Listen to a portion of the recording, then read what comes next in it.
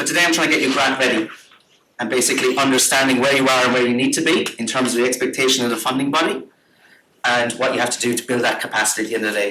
If I talk fast, it's because Irish people get excited talking about money, so tell me to slow down and I'm a blow-in for the past 13 years in Australia, originally from Ireland. And my background in funding is about 25 years. So I started off in government, federal government in Ireland, moved across to the EU in Strasbourg and Brussels, doing European structural funding grants, came out to Australia in 2007, worked for 2 local government authorities as a grants manager in New South Wales, moved across to university research grants, and then started the Grants Guy. It's supposed to look like me. That's what you look like before writing grants. This is what you look like after writing grants. This is a before and after. The Grants Guy in 2012. And I work across all sectors. And I write grants, edit grants, proofread grants, do grants calendars, do grants workshops and webinars, and talk about the expansive funding that's out there, and particularly the growth in funding in Australia as well, not only from the federal government, state government and local government, but obviously from philanthropy, which is huge. About $4 billion given out last year from philanthropy overall in Australia, which is huge. So you're part of that narrative. But you're also part of the qualified understanding that it's just one income source or revenue stream for your organisation. The expectation from any funding body is that it's top-up funding. So to use an analogy, you're baking the cake, they're putting the cream on top of it. They expect you to be getting funding from fundraising, sponsorship, crowdfunding, bequests, donations, all across the board. And we can delve into that if we have time today as well. But today I'm trying to get you grant ready and basically understanding where you are and where you need to be in terms of the expectation of the funding body and what you have to do to build that capacity at the end of the day. If I talk fast, it's because Irish people get excited talking about money, so tell me to slow down and I'll go back over anything you want me to go back over. And I refuse to say top of the morning because we don't even say it back home, all right? There you go, someone has to say it, right? What's the other one? What's the other favourite phrase I get when I'm in Australia? To be sure, to be sure. All right? I love that as well.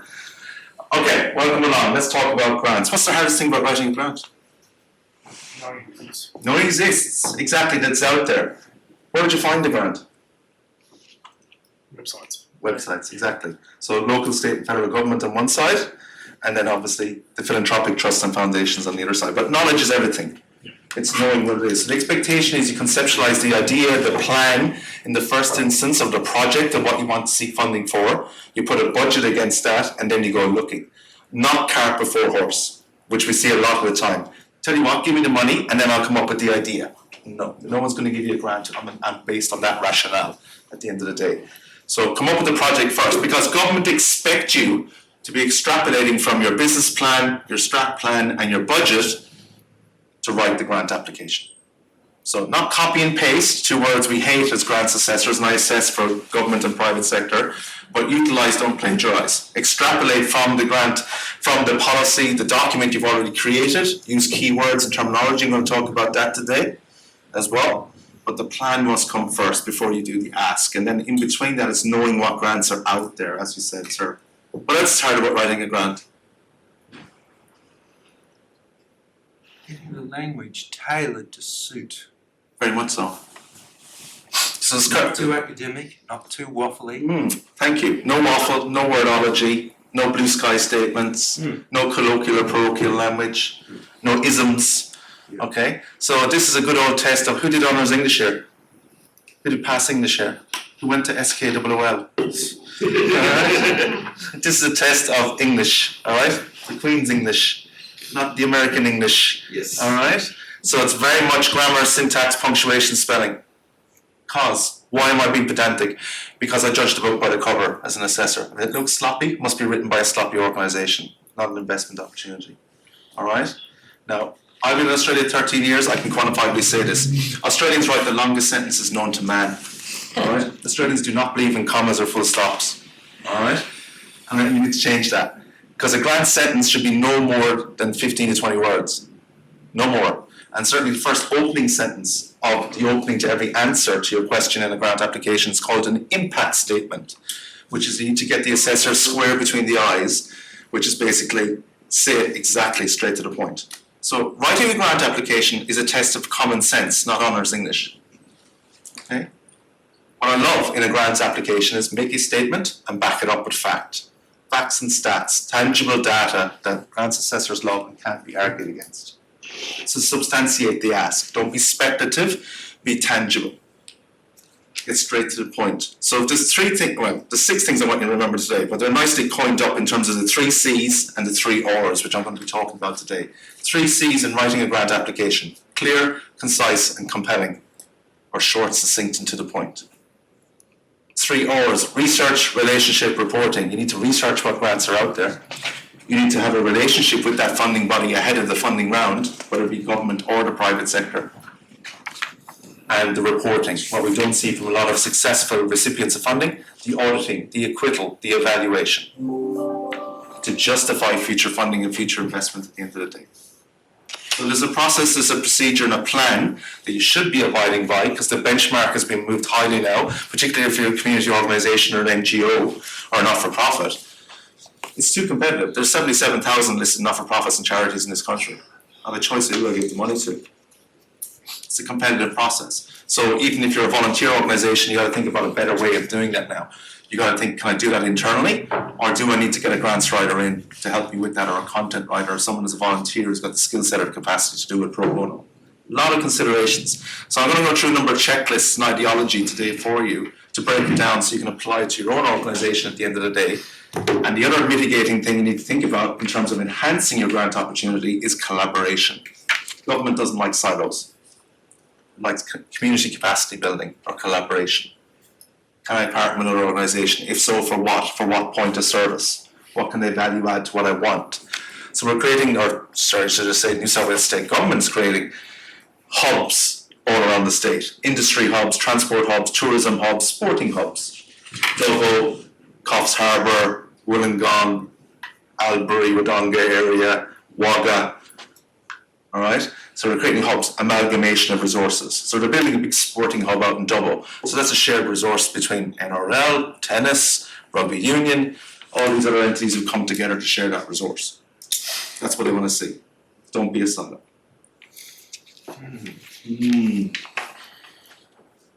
Don't worry, I'll get to the Riverlands and Irish jokes. We'll get there, all right? Hang in for it. But there's a lot more to get through before that. What else is harder? Yes, sir. The 2 second, the 2 other R's. Research, relationship, reporting. Thank you. Yeah, relationship with the funding body and reporting back to them. Okay? What else is hard about writing a grant? Let's talk about the problems to come up with solutions, which is what a grant is, by the way.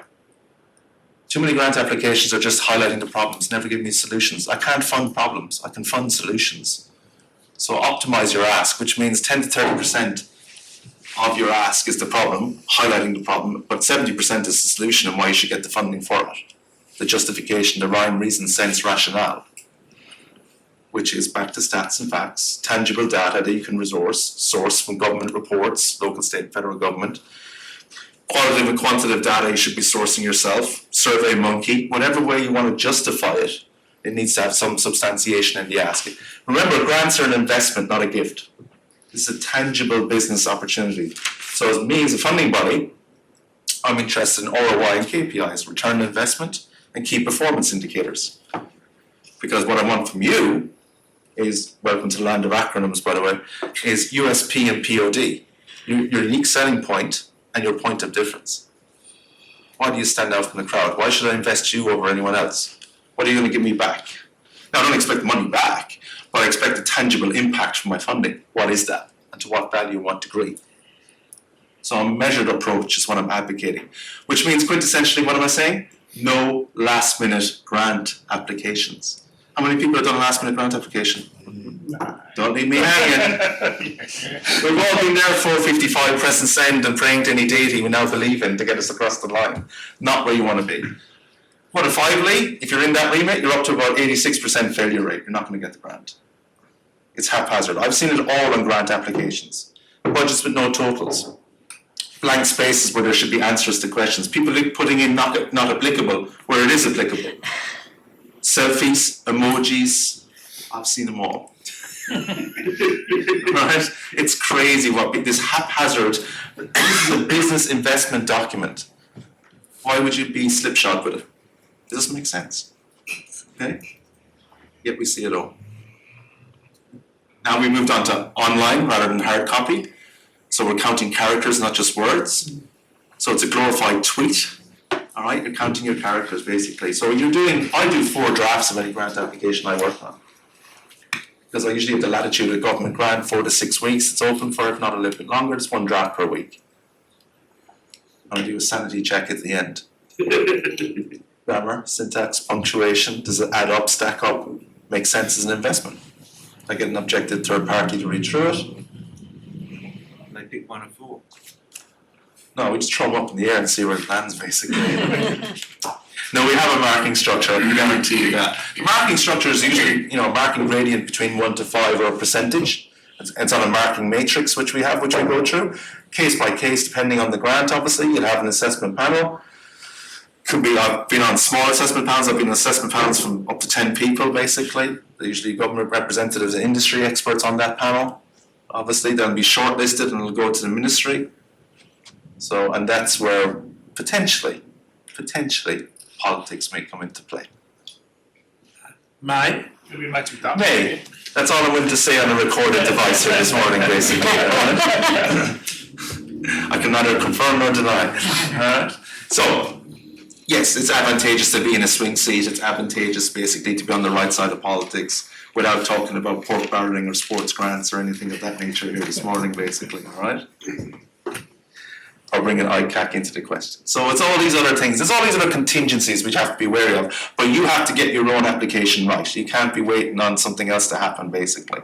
So get your own house in order is really the mandate I'm saying here today. And you probably are there. And if you're not at 100%, you're probably at 75% value, which is fantastic. But it's about basically, do they know you exist and they know they need to fund you? People can only help you if they know you exist. Profile, profile, profile. So half the work to validate the grant application is the relationship. And as part of that relationship is profile building, not only in the community, but with council, your local politicians, state and federal, other community agencies. Profile, profile, profile. Because guess what? When you're shortlisted, I'm going to do a deep dive. I'm going to look at your website, I'm going to look at your social media, and if your last Facebook post is August 2009, you're not deemed current, relevant, and topical as an investment opportunity. Enough homework so far?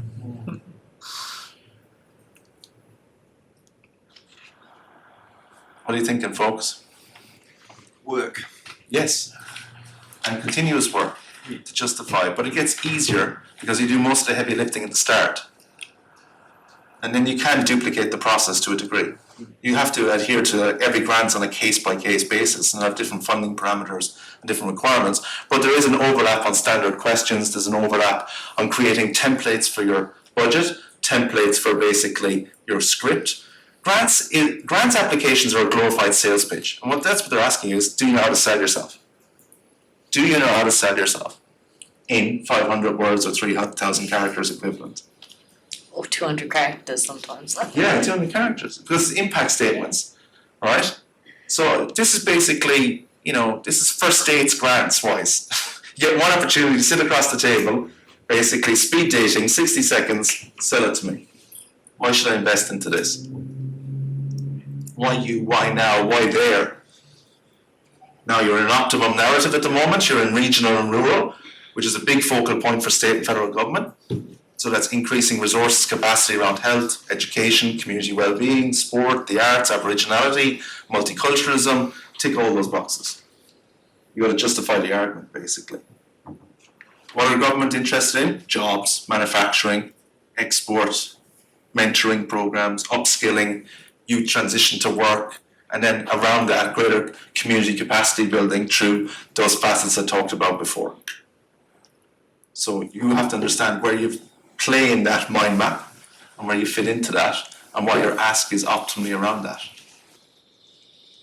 So I'm looking for a wide geographic and demographic traction point for my funding as a state or federal government department. So if you're looking at something you want to do in this area, it really is the LGA. Okay, and even potentially inter-LGA as well. Bringing people in from other places or sharing that with other entities. Okay? It's not basically just from one area. By the way, I love that name. What's that name? Sorry, sir. What's that name? Wee Jasper. Is there a big Jasper to go with? Big Jasper. First question everyone asks. Yeah, I know. I drove in here today and I was like, I really didn't going to go left. I was going to ring you and say, no, I'm sorry, I'm going to be late. I'm going to go to Wee Jasper basically just to check the place out.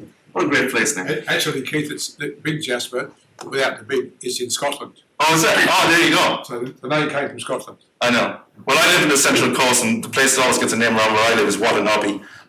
Everyone picks out that name, don't want to go there. Alright, questions, talk to me. It would seem that most of the stuff that you've talked about so far deals with big grants. No. No. I'm talking about 5,000 and 50,000 and 150,000 grant, all the same.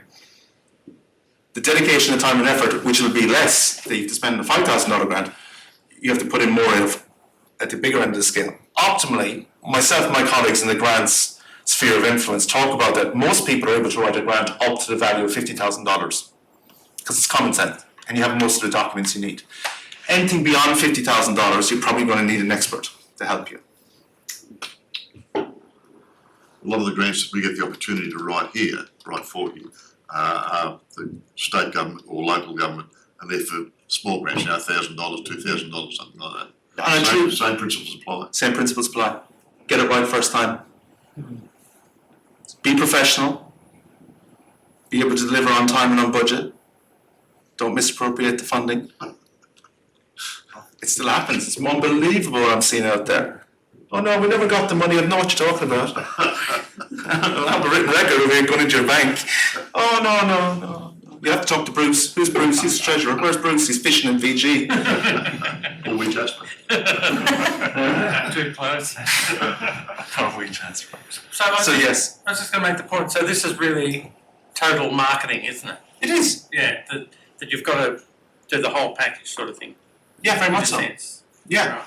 But this is what I'm saying. This is business 101. This is sales 101. Yeah. Sorry, you have a question? You seem to have a bit of a framework on recommending how people approach grants, but you ran through it so fast that Yeah, no problem. What would you like me to go back through again? there was, I think, the 3 C's and the 3 R's. Sure. 3 C's, clear, concise, compelling. That's a well-written grant application. Or short, succinct and to the point. 3 R's, research, relationship, reporting. Research what grants are out there, have a grants calendar for your organisation. Relationship. Helen's your new bestie. Is that right, Helen? Oh, yes. There you go. Between the hours of 9 and 5, obviously, So, this is what I'm saying, it's been those relationships with the likes of Helen, council officers, your state and federal politicians. So what was the third of the R's? I'm getting there. I thought you said it. Patience is a virtue. Wait, sure. Usually people are saying, come on, slow down. You're asking me to speed up in Irish, and reporting. What I don't see is evaluations a lot of the time from people who are acquitting the funding. Is actually, can I get the report back? Oh yeah, it's in the post.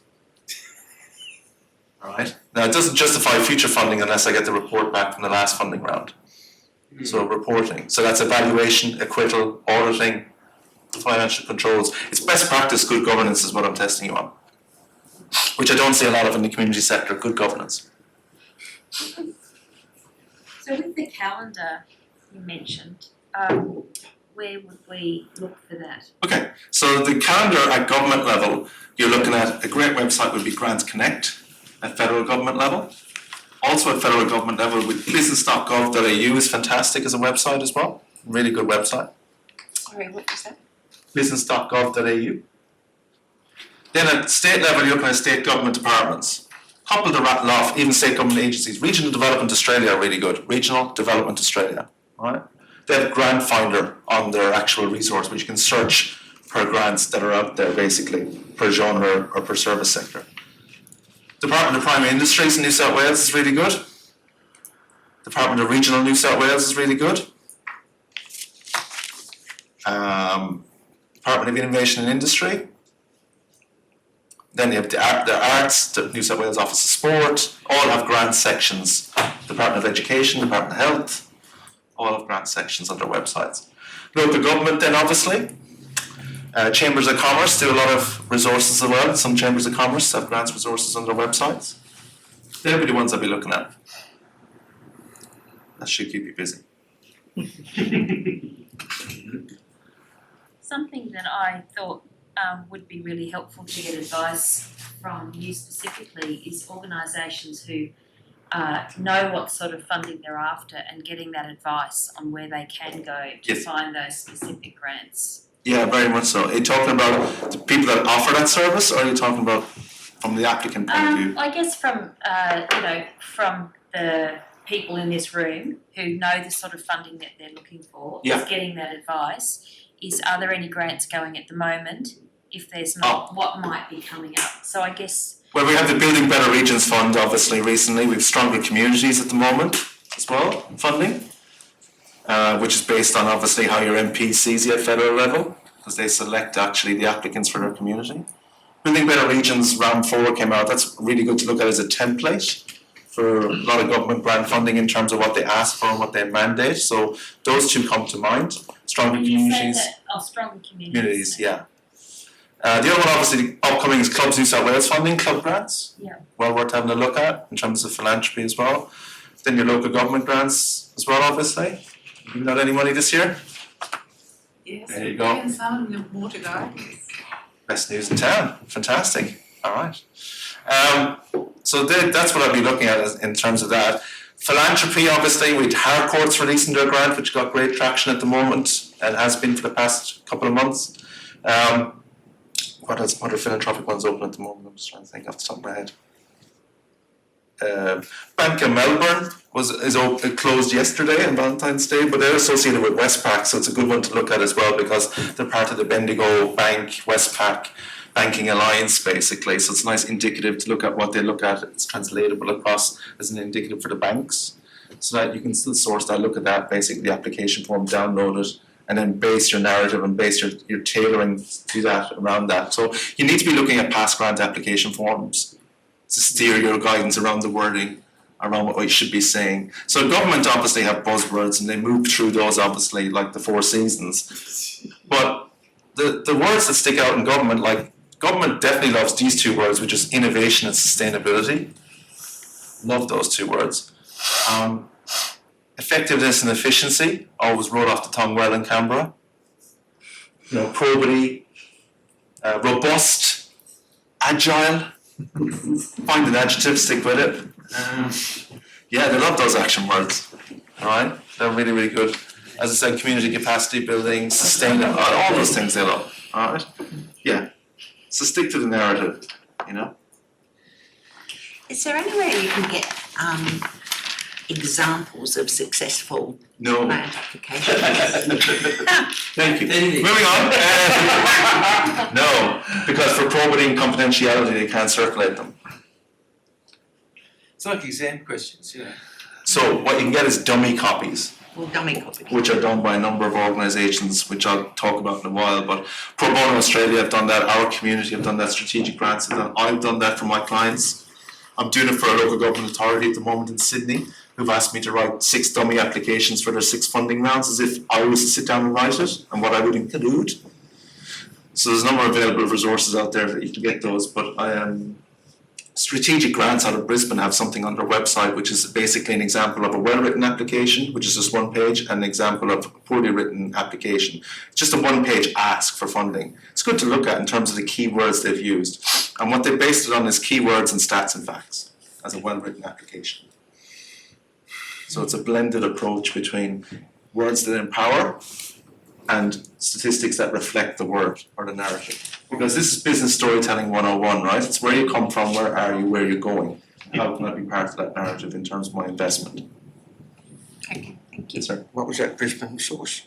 Strategic Grants, they're called. Thank you. So there's a number of service providers out there, which I'll talk about towards the end as well. You need to be looking at their websites. Some are free for service, some are subscription, basically, but worth looking at as well. This Irish guy called Grant as well. I forget what he does, but he's not too bad, I think. All right. You'd be surprised about people who ring the office and ask to speak to Grant. All right. Can I speak to Mr. Guy, please? Keith? No, I never met Keith. I met Grant. But Whatever works in terms of branding, huh? This is where most of you are at when you think about writing a grant application, yeah? This is actually a picture of my wife listening to me talk about grants at home, to be honest with you. And she feels the same way at 5 to 5 as well. So you can't be like that. You know it's not going to work. You need a process, you need a plan, you need a way. So no last minute applications. I know it's easy to say that very fast in an Irish accent, but it's not going to work. Not going to happen. Planned, tactile approach. It's the only way forward. So your biggest issue is time and capacity. Time to write the grant, capacity to deliver the grant. Particularly volunteer organisations. So you got to find a way around that, through that, over that, to give them the assurance that you can deliver on time and on budget. Not quite now. What are you thinking? Is that reflected there? Isn't it? 100%. We're all time poor in Australia. That's what I hear everywhere I go. If I could only have an extra 24 hours. Before what? But you need another 24 hours. Well, you don't need 24 hours, you need weeks and months. This is what I'm saying. You need to think now, right? For future grants funding rounds, where are you when optimally they open? Have you a plan? Have you a budget drawn up? An indicative even. Don't expect the whole enchilada. So, what government love is you to be shovel ready. And you need to be shovel ready in processes, planning and resources. Doesn't mean you go ahead with the project and then ask for funding after the fact. They're not going to give you retrospective funding. But as soon as they green light it, you need to be ready to go. Yesterday. Keith, is there a season for offering, governments have a season for offering I grants? love this question. I get this all the time. It's like the footy season. You know what I mean? It's the grant season. We're going hunting. All right. No, they're open all year round. Yeah, but does it come usually does it come just after a budget or something like that? No, the more optimally in the lead up to a budget, basically, or end of financial year, you're going to see a release of funding. And obviously, the big hallmark that's going to happen this year is potentially a federal government election at the end of the year. Oh, yeah. So you're going to see a lot of money come to market. So what's your advice on a good time to strike? Now, If I'd asked you that 6 months ago, what would you say? Now. It's always a good time to strike. Because you need to be doing a piece of subliminal marketing with your state and federal MPs. Talking to them. Advocating with them. Talking to them that you're a valuable investment opportunity because grants equals votes at the end of the day. So you need, it's there to help you as public servants, and I do an exemplary job of that in terms of who the ones I've worked with, and I do public workshops with MPs. It's amazing some of the traction they have in the community, basically, about going around talking, listening, basically advocating in Canberra or Macquarie Street for them. So you need to be part of that narrative. You need to be part of that solution to the problem. So you need to go back and do that relationship management piece, basically, with them. Get letters of support as a minimum requirement from them. But obviously they'll expect you to script that themselves, then they read through it and then they'll sign off on it. But you need to be circling the wagons. You need to be circling the wagons in terms of community support. If you've got a grant, as you say, shovel ready, is it appropriate to make application to several different organisations for the same grant? It is, but not for the same part of the grant. You need to split the narrative or split the atom. So one will do infrastructure, one will do resourcing, one will do furniture. So one insurance company, one bank, one retailer for different or fundamental aspects, no overlap. Because what a lot of the philanthropic organisations talk to each other. Yes. Last thing you want is, you got an application for it? You got an application for it? I don't feel warm and fuzzy inside and exclusive, do I? So play the game, know the rules of the game. Which is quintessentially looking at spreading the love basically for different components. So you want your furniture, go to IKEA, go to furniture first. If you want basically your PCs, go to Apple, go to Google. Google give out grants. No, it's the thing. You said if you want your PCs, go to Apple. There are two different types of computers. Oh yeah, sorry. You mixed your metaphors. I don't write. It's awesome. Could I just say something It's still a about Monday morning. just say something about timing as to answer the gentleman as speaking as a former Commonwealth public servant who has administered grants. I agree about applying now. And that would always be the case, but what you'll see is a lot of grants being determined immediately before the end of the financial year, and that's where agencies have monies that will revert to, will come out of their coffers and revert to the central government if they don't get them spent by the end of the financial year. So you might have applied a long time before and then there'll be a rush, and that goes to the shovel ready. So if they've had problems getting approval to spend the money, but then everybody works out that it has to be spent by the 30th of June or it reverts to consolidated revenue, then you'll see a rush of delivery, but it's not anything to do with the timing of the application. And similarly in the lead up to an election, because there becomes a limit on what the decisions of government can be when they enter into caretaker, they will try and get the big money decisions made before they get into that point. So you've got two pressure points where things the paperwork and other things might have been done, but it won't be delivered on until push comes to shove, so to speak. But that also often ties into a need for money to be spent within a particular financial year, again to meet the terms of the criteria upon which the money was given to the Commonwealth Department or the state government department or what have you in the first place. So that's also where you often get they've taken an awful long time to make the decision. They want you to be shovel ready because then although they've taken a very long time, they want you to spend it quickly.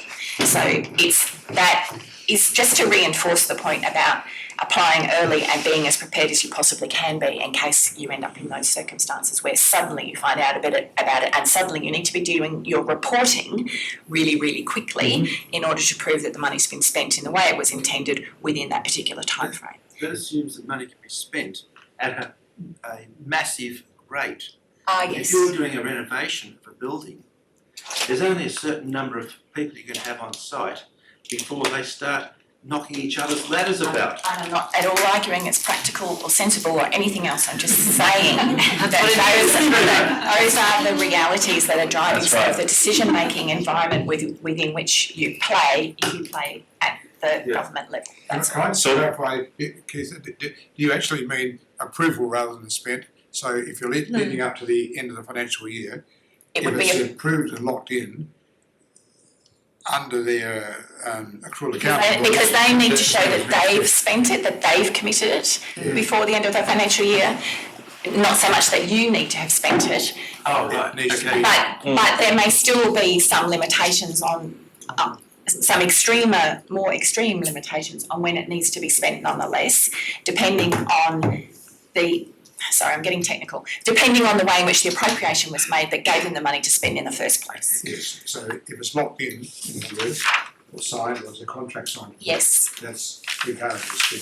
An awful lot of paperwork can be got through at the very last minute when it needs to be. Yeah, thank you, that's good. So the Building Better Regions Fund that's out at the moment, round 5, the infrastructure stream for that specifies that you have to be shovel ready and committed to be able to sign and everything within 12 weeks of being awarded the funding. So there is that 12-week window that you have to have commenced the project. Which comes back to your question, sir, about flexibility of modelling on your behalf. That if they ask for the goalposts to move, you can move the goalposts. Depends on how much work has to be done. I know, but it's about mediation and mitigation, right? So they appreciate they're under parameters and restrictions themselves as a government entity under a government structure. Yes. As you clearly outlined, thank you ladies, that's And fantastic. you have to fit that. And you have to fit that, it's square peg round hole otherwise at the end of the day. So you have no choice but to mediate, mitigate. So that means taking a step back, and when you're designing at the moment your project or endeavour and you're going to talk to them, Break up into smaller groups, smaller bits. compartmentalise. And you get the plumbing for the roof before you get the walls. That's right. That's exactly what I was thinking. Break it up into units so that it can be lockstep one after the other. I know a good Irish builder will sort that out for you, right? Keep it in the family, Given that can be an outcome like that where they do kind of push it on pretty quickly, is it advantageous to look at breaking your grants and projects into smaller pieces? Yeah, I believe it is, and I don't think you should. You see, government can oversubscribe the grants, right? And I actually think government at federal level and state level are actually doing a damn good job, to be honest with you. It's just that they haven't really spelled out the narrative of what actually happens behind the scenes and what they have to do when push comes to shove. They haven't told that story, so it would enhance them actually if they did tell that, because people go, oh yeah, well that makes sense. So, yes, break it down, But I see too many people putting all their eggs in one basket. And fingers crossed, and if we don't get that grant, we can't push ahead with anything. Well, I don't make any investment like that. You got to spread the investment. So I'm looking at optimising the ask to government. So instead of asking for the whole $500,000, I may be asking for $200,000 because I've sourced capital myself. I'm putting my own money where my mouth is. I have investment. I have basically other grants that are pending as well as confirmed. I'm looking at other alternative revenue streams. Martin just gone, here's open. But I'm also thinking in terms of like if you've got a museum and you want to do up the building and set up a new display and put some new stuff in there and all of that sort of stuff. Yeah, go with I want to refurb the building and then go with I want to set displays up and then go with I'm going to put the next thing. Get the runs on the board. Yeah. Right. This is all about getting the runs on the board, right? So validate the one grant with the next grants, the on sell. Yeah. You go back to government and go, look, you gave us funding before, maybe a different department, but obviously they validated us, play one off against the other basically, be shrewd against that. We'll be open and transparent now about got that. this beautiful building that will attract people. How about you help us? It's the value add. It's the value add. It has to be the cream on the cake again, basically. If you build it, will they come? So you have to determine, like I deal with this with sporting clubs all the time, right? We want a new stand, we want new floodlights. I go, great, where's your usage survey? How many people are going to participate now because you're going to put this into play? And they put down, instead of a numerical value, they put down more. A lot more. And I'm like, no, I need a number. That means you need to go out and quantify and qualify what numerics is going to increase the value. And we've seen that with the priority areas, even with Office of Sport New South Wales. They want more female participation in sport. They want better changing rooms and facilities, not just for females, but for males. They want greater disability access for sports and for supporters and participants. So you've got to be thinking the same way as that this government narrative, how am I correlating to government narrative? It's not what I want to achieve, it's what government want to achieve, and how do I assimilate into that in some way, shape or form? And that may be compartmentalising the ask. Rather than this, we're going to do this, this and this, we get the runs on the board, the government go, well, they're always delivering successful runs on the board, on time, on budget, let's look at it at least as an investment opportunity. Does that make sense? Yes, definitely. So there's opportunities there, no doubt, and government are there to help you basically, at all tiers, and the private sector. It's a huge amount of money coming out of philanthropy, which you need to be aware of as well. All right, high net worth individuals. Like Australia has been voted in the top 3 of the World Giving Index in the past couple of years, which means we're fantastic when it comes to tsunamis, bushfires, and floods. Right, at the other end of the scale, we're fantastic when it comes to gold coin donations and Bunnings barbecues. Like, I mean, this country does not vote unless there's a sausage sizzle on the day, right? Seriously, that's what I've worked out in here, right? I ain't voting until I get my sausage in a roll, right? But in the middle, we're abject compared to the Americans, compared to the Canadians, compared to the Brits. We don't give back to our high school, we don't give back to our university, basically, all right? Now, that means an education point, all right, about philanthropy, right? So at the moment in Australia, we have, let me get my figures right here, 76 billionaires and over 272,000 millionaires. Of that, anyone here? No? No? No? Put your hand up. But of that group, only 37% give back to charity. So we need to rise that narrative. Now, we're still doing, we have the Paul Ramsey Foundation, we've Packer Foundation, right? He's obviously got his own dramas at the moment, but if you can fund the casino, he'd be delighted with you. But it's all these different things. All these high net worth individuals, obviously Twiggy Forrest, basically all these other entities. Gina Reinhardt, she's very generous. The only people she doesn't give money to are her kids, but apart from that, she's pretty good in the public, like, you know. She gave $7 million the other year to Swimming WA. Didn't want any public acknowledgement for it. So these people are out there. It's about tapping into that. Have a plan. Until the cover of the money. Have a plan. Just have a plan. I don't see that a lot in the sector. When I'm talking sports, arts, community groups, historical groups, across the board, have a plan. I go in and I say, can I have a business plan? And they're like, I'm sorry, we don't speak Irish. Business plan. You gotta know where you're going so you can get people on the same roadmap as you for investment. Right? As I said, government expects you to be extrapolating on a business plan, strat plan, and a budget. Because you should have that. It's best practice, good governance. This is your first template. Who are you? What do you do? Where do you do it? When do you do it? Why do you do it? And how much money do you want for it? Fundamental questions that in some way, shape or form, you're going to be asked in a grant application. So it's good to have that in the first instance.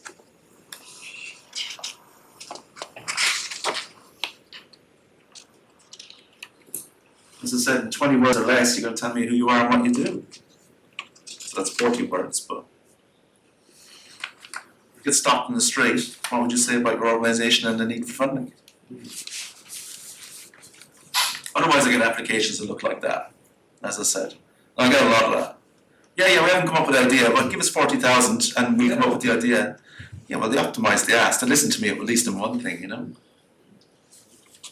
So you need to fit into the time frame as specified by the ladies in terms of our government. Obviously, end the financial year, you're going to spend this year's budget to get next year's budget justification, all those other components. Fit in. And I see too many organisations, no, we're an immovable object and Mohammed has to come to the mountain. It doesn't work like that. So research, as I said, what's out there, all the funding that's out there, have a grants calendar, put that together. The relationship you need to instigate with the relevant persons, the reports you need to put together. I know, but it's financial justification. It validates the investment.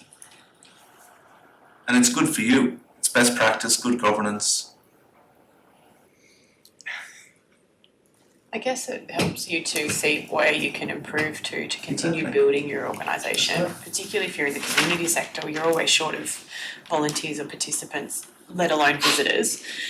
So if you can show that the stuff's starting to pull people in and get them involved, which then increases your visitor numbers, which then increases your income and turnover, which makes you more community minded, I think all of that helps. But pulling that report together, even if it's just one little fact that you didn't know before, will always help build on for next time. It's doing it in a shrewd fashion. I work with community organisations that get high school students to do it, university students to do it. You can work with the PACE programme out of Macquarie University in Sydney, where an undergrad student who give you business planning, IT, marketing expertise for 6 months. They get academic credits. They do the service for free for you. What's the program called? It's called PACE, P-A-C-E. But University of Western Sydney do it, UNSW do it. I think even TAFE do it. So if you need a skill set, there's a free skill set for 6 months. Someone to do your business plan, marketing plan, give you legal advice, marketing advice. It's thinking outside the box as an organisation and resourcing what's in your area as well as outside your area as well. And they'll definitely love you because they got that geographical latitude of being regional and rural. And the university wants to stretch their tentacles now in terms of traction because of the downturn in the university sector. So I'll be going to the universities in Canberra. So what, they do it as a project for their work? Yeah, it's work placement. Work placement. Yeah. Skill set, expert work experience, so they're job ready when they come out. Good idea. Yeah, it's good, isn't it? But again, it's thinking outside the box. It's the same with volunteers. Are you quantifying what a volunteer is worth in an hourly rate according to Volunteering Australia? How much is a volunteer worth? $25 an hour. At least. 35. 25. 25, right? 25 is what they Well, given that say. those hours all, you should kind of know how many volunteer hours you're doing anyway, because when you put in for your insurances, they ask. Exactly. So you should be able to quantify that stuff. So you've got to quantify pro bono. So if I'm an architect, an engineer, or a lawyer, I'm going to give you my hourly rate as pro bono. That's more than $25 an hour. And the rest, yes. Yeah. So that needs to go in as a budgetary line item as a contribution from you, if it's acceptable and eligible. And can that count as part of your in-kind You can. contribution? Yeah. Government, particularly local government, love 50-50 funding now. It's cost offset, risk offset, but it means still match funding, financials. But you can fill in the other 50% of the contribution with in-kind, but I need to see a lot of the financials. So you can add up all these. Yeah, any grant, I'd like to see you put your money to your mouth is to 10 to 30% value, even if it's never stipulated. Okay? Alright? I was reading through the Office of Sport grant that's open at the moment, the Greater Sport Facilities Fund, right, here in the state of New South Wales at the weekend. And there's a lovely line down the bottom, buried down the bottom in small script going, while a financial contribution is not warranted or needed, we would highly recommend it will be seen in a favourable way if you could make a financial contribution to this project rather than going, please sir, some more. Today with that, financial contribution is being satisfied with a calculated in-kind. Well, in this sense, they'd like to see actual dollars. Yeah, so you can still quantify in kind, but I'd always put in a financial contribution in some way, shape or form. So I had a project over the weekend that's asking for $465,000 for that project, for the Office of Sport grant. And they were saying, no, we're not putting any money in. I said, you've got to put some money in. So optimally, I think they've come up with about $45,000 they're going to put in themselves. Something's better than nothing. Ideally, it would be more, but not really realistic. Our organisation overstretched themselves. If it's not asked for, what do you recommend the percentage you should contribute is in terms of 10 to 30%. 10 to 30%? Yeah, 10% anyway, if you can. If you don't have the financial capabilities, that's okay. Just state blatantly the financial capabilities. Alright? You can give me a chance to pose, Helen, alright? Seriously, alright? Beautifully You're not paying for the Beckham image rights here, like, you know? In grant applications I've done years ago, one of the hardest things I found to do was calculate pro bono or in-kind contributions. Yeah. It took so long to get it into a stage where you're confident that it'll stand up to scrutiny. That's right. That's very really true. hard. It is. And I'd say you can do some of that now. It's not like sticking tail on the donkey. It can be, yeah, but you can do a lot of that as a preemptive in terms of quantifying, qualifying what you have now. You'll change it on a case-by-case basis per grant, but do that now. Do the preemptive now. Quantify your logistics, your resources, and the documented value you have to that. So what you own, what you have as a volunteer, who are feeding into it, are they giving you labour, in-kind, services, equipment? Put a dollar value against all of that. Not only for grants, but for yourselves in terms of your auditing, but also for yourselves in terms of what do we really have and what do we really need as a community organisation. Like I've worked with SES in New South Wales, and a mandate came out from SES in New South Wales from the Chief Financial Officer going, no one's going to apply for grants anymore in this organisation because we keep on getting the grants. And if I see another jet ski or another fire hose they're coming into this place that sit in a shed and do nothing, basically, it's a bad reflection on us getting the grants. We're not going to apply for them because we don't need all this extra stock that we can't do anything with. We've done our audit, we have all the necessary equipment we need to cover with any emergency. So again, sometimes you got to optimise. So that's why the grants calendar is integral in your organisation. The top 10 grants you should be applying for of different size and worth in the calendar or financial year. Not applying for everything because it's available. That's not a good approach. I want more tactile. You've got to be able to do it if you're applying for You get the money. Yeah, that's right. I get that all the time. People ring up and go, Keith, we got the grant. What do we do now? The second word in the application, that'll be really, oh, do we really? Seriously? There must be so much falsified reports and all these. No, to be honest with you, I haven't seen it over the years I've been doing it because they want to sustain that relationship. They want to be open and transparent, and I think that's a fantastic mindset to have. Yeah.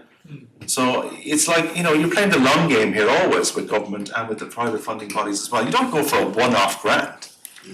That's just ridiculous. You got to be thinking the broader scope of works here, basically, because the lady just specified all the different things she wants on her to-do list.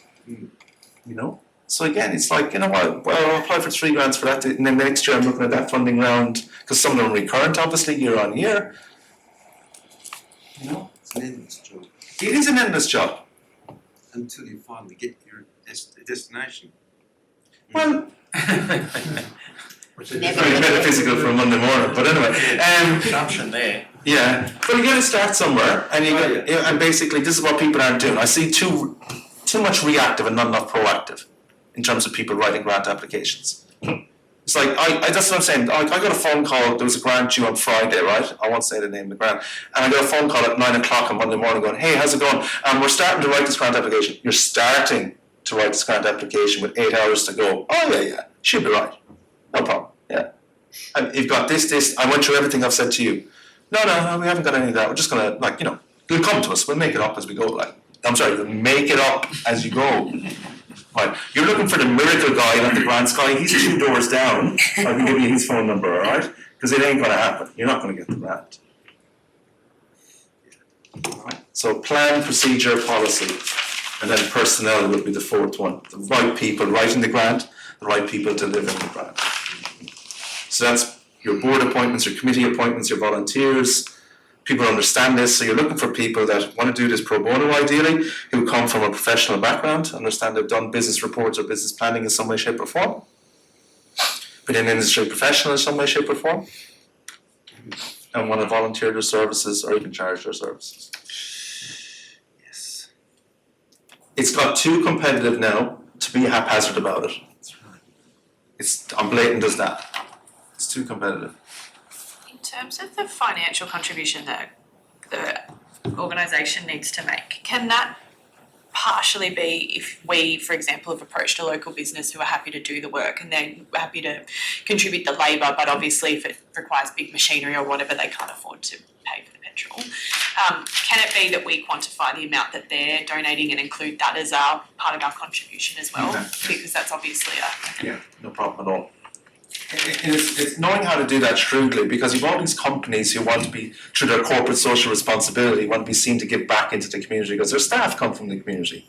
So you need to quantify and qualify that on Yass Main Street, as well as all the industry providers around the area basically, as well as the exodus of Yass people into Canberra, and then their affiliated companies around that and what they can see as sort of leverage back into the area at the end of the day.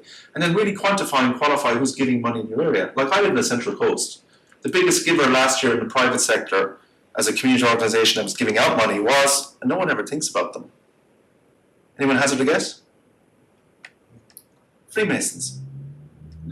Freemasons in my area gave out $500,000 last year. Community transport they funded, surf life saving, huge amount. Everyone was like, really? Freemasons? Wow, okay.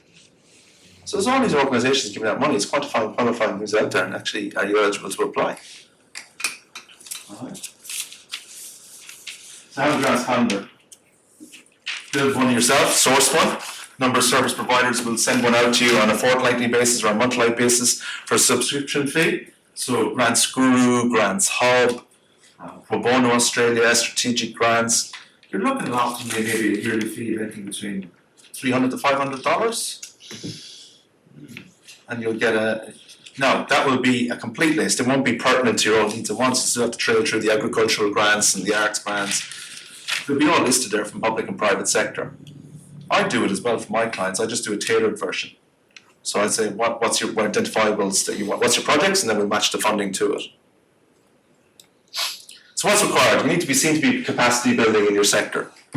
Whatever you're doing, you're building capacity and resourcing. You need to have a sustainable approach to what you're doing. You know? If you're a black hole as an investment opportunity, why would I invest into you? It shows sustainability, not only financials, but also in terms of you're going to be here next year as an organisation. Hold on, 1 second. Oh. So, creating a profile for your business. I use that word deliberately. You are a business, profit and loss. Okay, even though you may be a community organisation. Planning your grant application, be proactive, not reactive. That means having a grants calendar.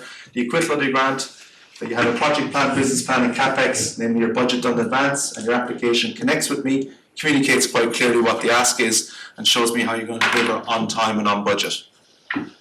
There you go. Print it off, laminate it, stick it on the staff fridge. Yeah, take a picture of it. It'll be easier. I understand that. But I'm digitally incompetent. You want me to take a picture for you? So I can.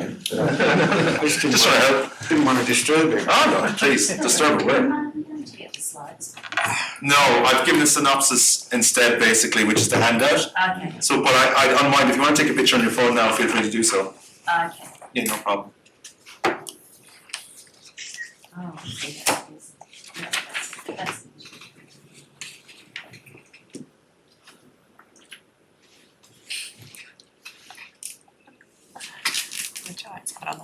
Questions, comments, clarification, anything I've said so far? Said a word I said since hello? In the relationships of the 3 R's. Yeah.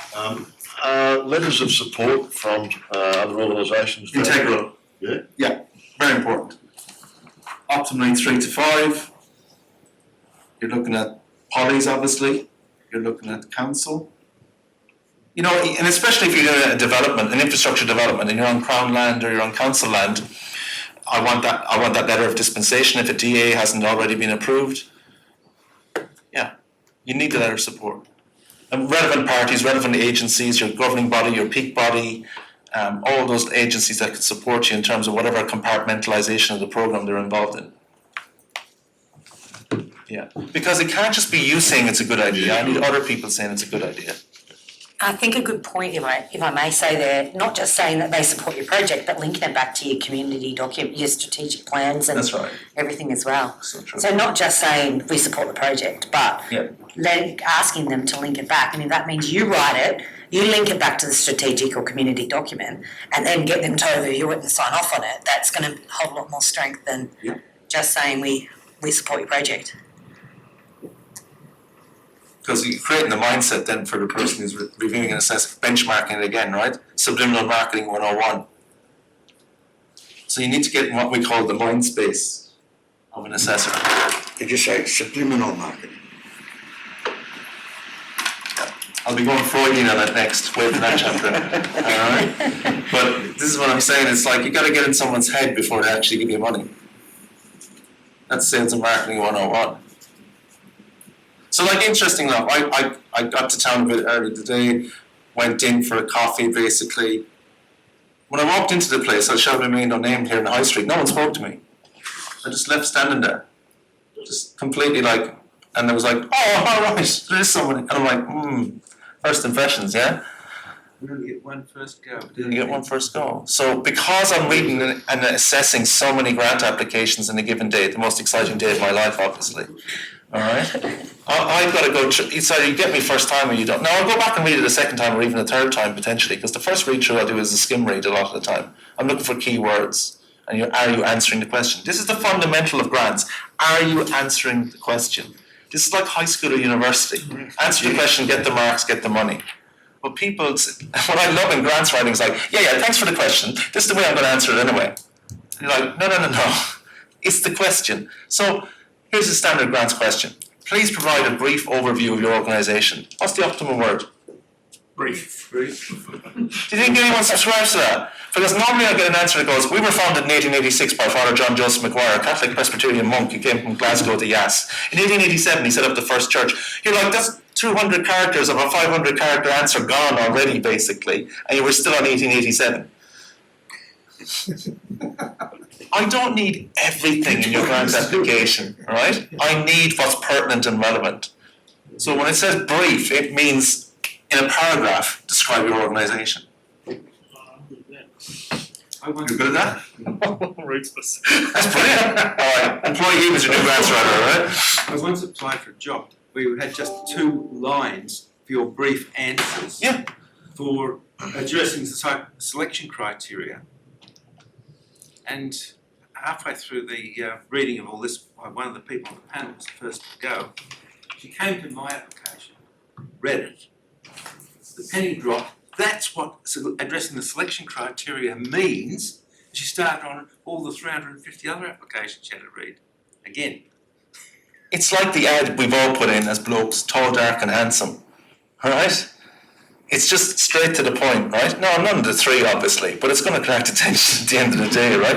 I can't say I'm the first Irish astronaut either, basically, I'll be eventually found out, but at the same time, it's understanding that basically short, succinct and to the point. Yeah. Answer the question you're asked, not the question you think you're asked.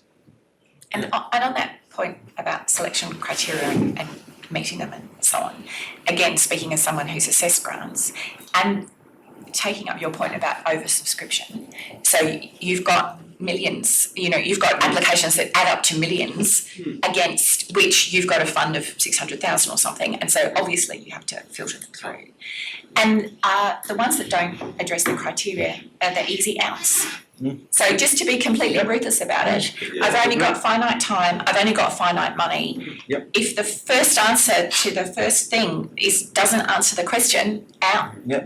Because I have to spend my time efficiently and effectively on the ones which are actually engaging. Efficiently, effectively, there you go. It even comes to that comment about if it's sloppy, It does, right? First impressions. So it's same with job applications. If they can't fill out the cover letter, you're like, gone. Can't even put it in the right bit. See ya. This is recruitment 101. It's the same equivocal to HR processes, right? So I've looked at my average, what I'm calling as an assessor, I'm calling 60% off the top. 60% in the first round. No. Makes my life fantastic, it's great, I'm like, I'll be out of here by 5, this is brilliant, like, you know, but not good for the applicant. Alright. So the latest thing the feds have started using is the HR recruitment process modelling of the keyword search. So they do the keyword search basically, they look for a keyword, so it's, so unless your keywords are embedded, now, where are the keywords? Where do you find and source the keywords? Where are the two places? Because it's an open book exam. In the guidelines. In the guidelines, exactly. The policy document, why the funding's been created for, and the questions themselves breaking down the keywords. There's 2 places that are already giving you the answers to the questions. Open book exam. But everyone's in such a rush, they go straight to the application form and never read the policy document. Never read why it's been conceptualised in the first instance, while it's there to deliver as funding. Now, is that not just common sense? And this is what I'm talking about, common sense at the outset. So usually in the guidelines, I'll give a summary of where the funding has come from and who is giving out the funding, and they'll do a summary. You read that at bare minimum, because that will tell you then to check against what you're asking for funding. Is that what your project's going to do? Is it going to help them deliver on that funding? State government are now making it mandatory that if you haven't attended the workshop or the webinar, you're not eligible to apply on certain grants. Oh, but they're priceless, the webinars. They're priceless, right? You get so much information. And the FAQs. You need to look at the FAQs as they're updated. Yes, as they're updated. As they're updated, because there's questions come in the whole time, obviously, and they're so valuable to you, right? In terms of other people's questions and answers to that. So you can see, unless you have a process to go through, a checklist, you're going to miss steps. I know, I haven't got to the sexy stuff yet. Hold on your horses. Who's having fun? Just me then, okay. Good, welcome to the club. Alright. It's hard though, isn't it? Having so much fun we're speechless. I have that effect.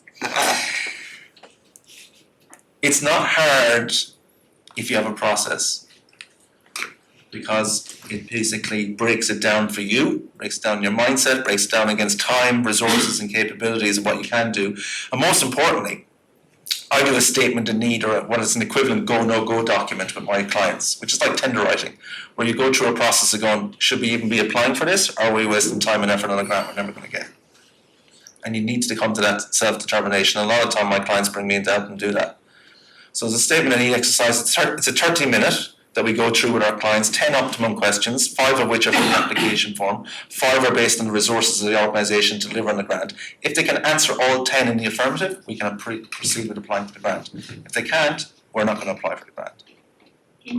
What do you mean you take people through? I do. You have a matrix of questioning. Correct.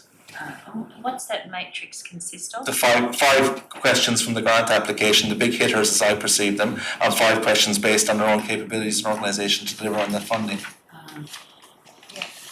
The other thing that's interesting about that is when you find out that there was a recent grant going through the members of parliament, and in the electorate there are only 2 given. You know, that sort of makes you think, is it worthwhile to apply?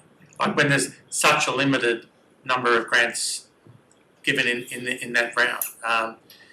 You know, I think we put in for it, and you know you're not going to get it, basically because it's so limited. So I think that's another factor to find out how much is being given. Is it something you need to take in? I actually don't see it as wasted effort though, because if you've pulled all that information together for that grant and you don't get it, you can then adjust it and apply for another grant. And you've already done 90% of the work. I suppose I'm saying, but you've got limited time with your organisation as well, and whether it's worthwhile or not is, I think is a question that needs to be asked. Yeah, we're just saying it's translatable. Yeah, basically, I know. we don't throw it in the bin. We use that resourcing for the next funding round or the next ask in terms of it. Because again, I'm a big believer in basically kill 2 birds with 1 stone, right? You find if the grant you're not going to go for it, great decision making, right? Fantastic, I applaud that. But then you're going to go, right, what do I do with it now? What do I do with all the information I've resourced, all the support I've garnered? Do I do a fundraising campaign? Do I do a sponsorship? Do I go out and do a direct ask? Do I do a pitch to government? Basically, in terms of that. So again, it's never redundant. It's always can be used in another incarnation.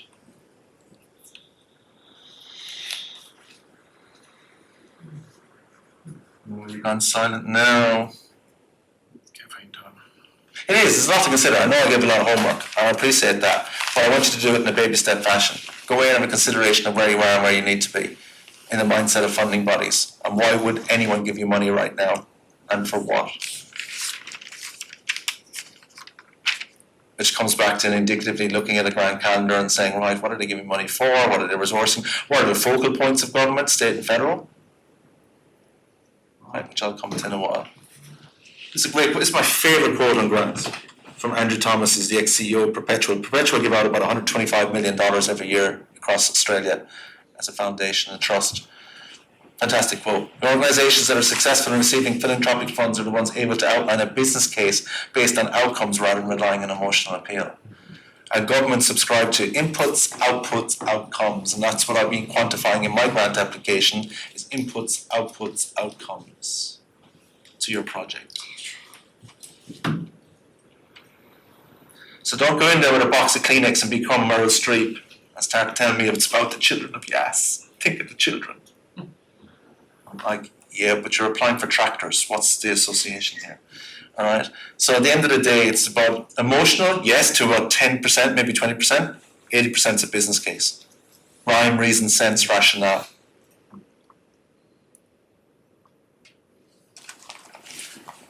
Picture that?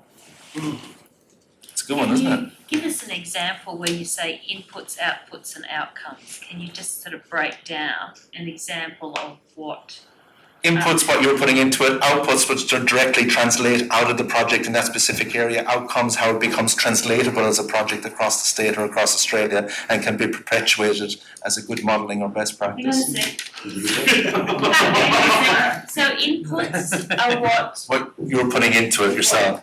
Basically, inputs, why that's substantiating the need, quantifying the need, qualifying the need, and how you're the right entity to be delivering on that at the end of the day, and what's needed to resource that need. Hang on a sec. So we still on inputs here? Yeah. Inputs are what you're putting into it and you're substantiating the need? Yeah. Right. Outputs, what's directly translatable out of delivering on that, how it's going to benefit the community, how it's going to help resource them, build capacity, it's needed in the community. Outcomes, how it can be potentially translatable for a government entity across the rest of other areas of the state or other areas of the country. What does that mean? So How's it benefiting? Yeah, the knock-on effect. Oh, okay. So if you're in a project in Broome, you can't, you're thinking basically, right, if it's translatable to Broome and there's a low social demographic in Broome, there's other areas of low social demographic across the country. So how is it translatable and applicable then as a project to all those other areas? And show the value in that.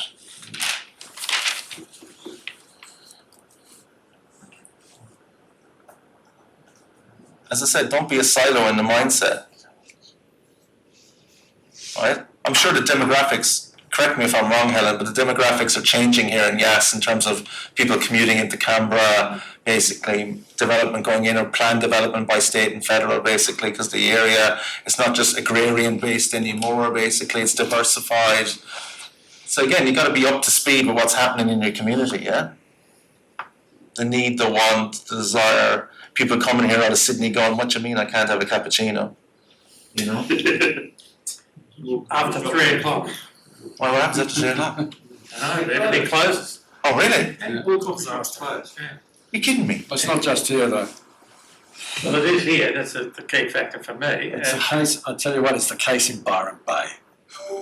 And they're a tourist town. You can get one at 5:30 in Gundaroo. They're still open. Good plug there, mate. You got stocks and shares in that place? No. Get one until they close, 7 o'clock. What funding bodies are looking for? Who are you? What do you want the money for? How does this link to your strategic plan? Who will it impact? What's your strategy and what's your storytelling? The total project value. And people give to people, not to projects, which is relationship building 101. People have to like you to give you the money. And people have to know you to give you the money. Wow, all the paparazzi have come out now. Too much info. Too much, alright, well, That's good. I'll take that as a compliment rather than a negative.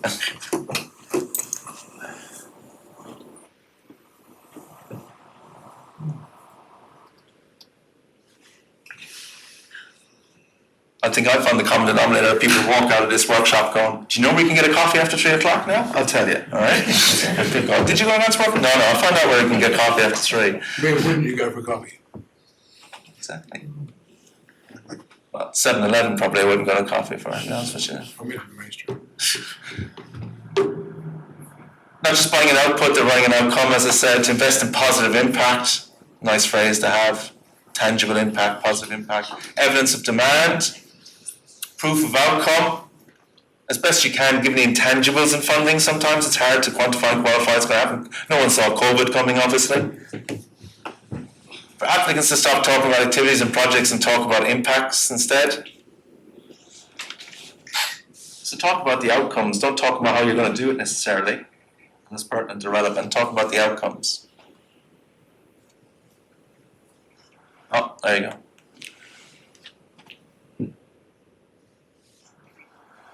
You want people to go to Kmart and print out any pictures of the grandchildren, basically, list of all the Kmart and the grand slides instead to print out instead, like, you know. There's nothing left in the gallery. The old grand sky, people are like, who's this guy? Are there grants for us? Are we eligible once we've identified those grants? Do we have a grants calendar? Are we comprehensive enough grants calendar that we factor in all the grants we can and should be applying for? Who's going to write the grant on our behalf? Who's going to do the work upon receiving the grants funding? And who's going to do the reporting and acquittal? And a lot of community organisations, it's one and the same person, obviously. Congratulations, Chief Grants Writer. I love that, that was quick.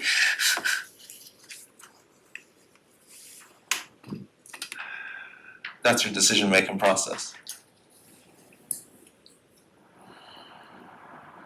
Not all of them need a report though. Some of them, we were successful with one and they said just make sure you keep the evidence. Yeah. We'll come to you if you want. Okay, it's a good question. I would qualify that by saying you should be doing a report for yourselves.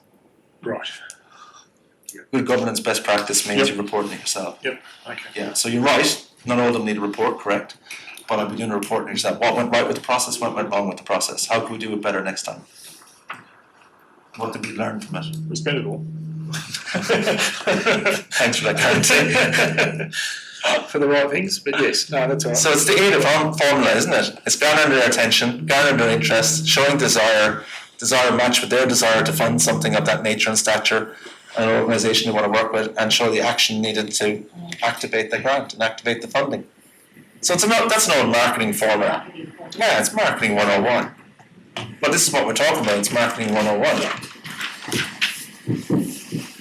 Because with the philanthropics, if you get shortlisted with the philanthropics, you actually have to go and do a presentation with a number of them. You got to sit in front of them like a panel, like a HR recruitment process, and sell your wares. And you can't be going in there going and Through your way of, come out and see our site. Don't come after 3 o'clock, I can't get you coffee, but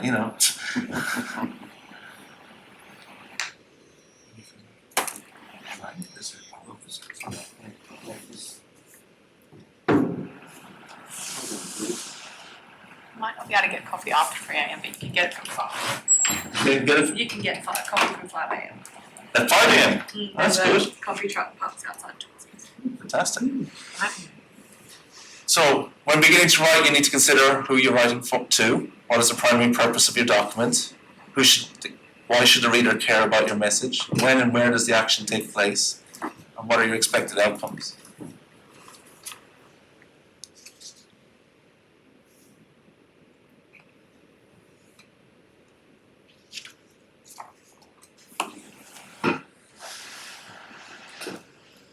Do you want me just to shut up and I'll just flick through the slides? Yeah, keep talking, whatever. I'm someone take the photograph. What makes for a successful proposal, a program or project that has been in the scope of the areas funding and giving? You'd be surprised the amount of people that apply for grants they're not even eligible for. Yes.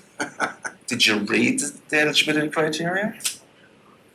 I love it. It's the should be right mentality. Oh, man, I'll pay my taxes. So You also have to be careful though, because sometimes people encourage you to apply for grants because they're trying to make you shut up and or go away. And then you read the eligibility and discover that they were just trying to make you shut up and go away because in fact you're not eligible. So it's a bit of a two-way street. yeah, I appreciate what you're saying, yes. Yeah, sometimes they want to be able to say, we had any applications. Yeah. Or, you know, we've given you a positive response, you've written to our office and we've told you, oh, look, these grants are available. And then you look at the grants, you go, yeah, but they might be available, but not to me. So, you know, that was That's actually right. not a helpful response, true. but you get to look, you know, like you're doing something helpful. Yeah. I just put that in my file marked utopia/Holloman.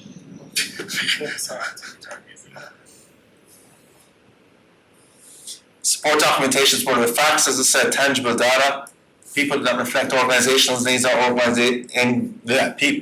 project that reflects people's needs, I'll get it out, not organisational needs. It's about the end user. It's not about you. You're just a conduit for the funding. You're just a mechanism to activate the funding. So if you start talking about yourself, you're gone. You start talking about the consumer, the customer, the end patron, the utiliser. That's better. How we doing, folks? Pretty good. Real good. Good. Haven't scared you off? So how long are we here for? Like how long does the workshop go till? 3 hours. No, come on, what did I say about reading the criteria and reading? You don't know how. Come on. What time does it finish? 1 o'clock. I'm just wondering if I've got time for coffee, that's all. Good 2 hour run to get coffee. Why are projects declined? I could spend all morning on this.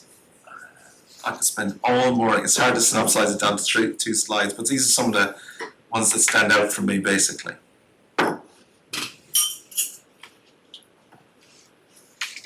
Yeah, a lot of common sense there, a lot of blatantly obvious.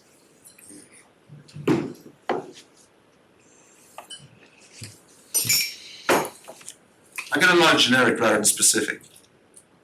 You know, a lot of coulda, woulda, shoulda. If, but, maybe. So I get a lot of conditional language. I'm not looking for conditional, I'm looking for positive language in a grant application. Affirmative action. We are, we will.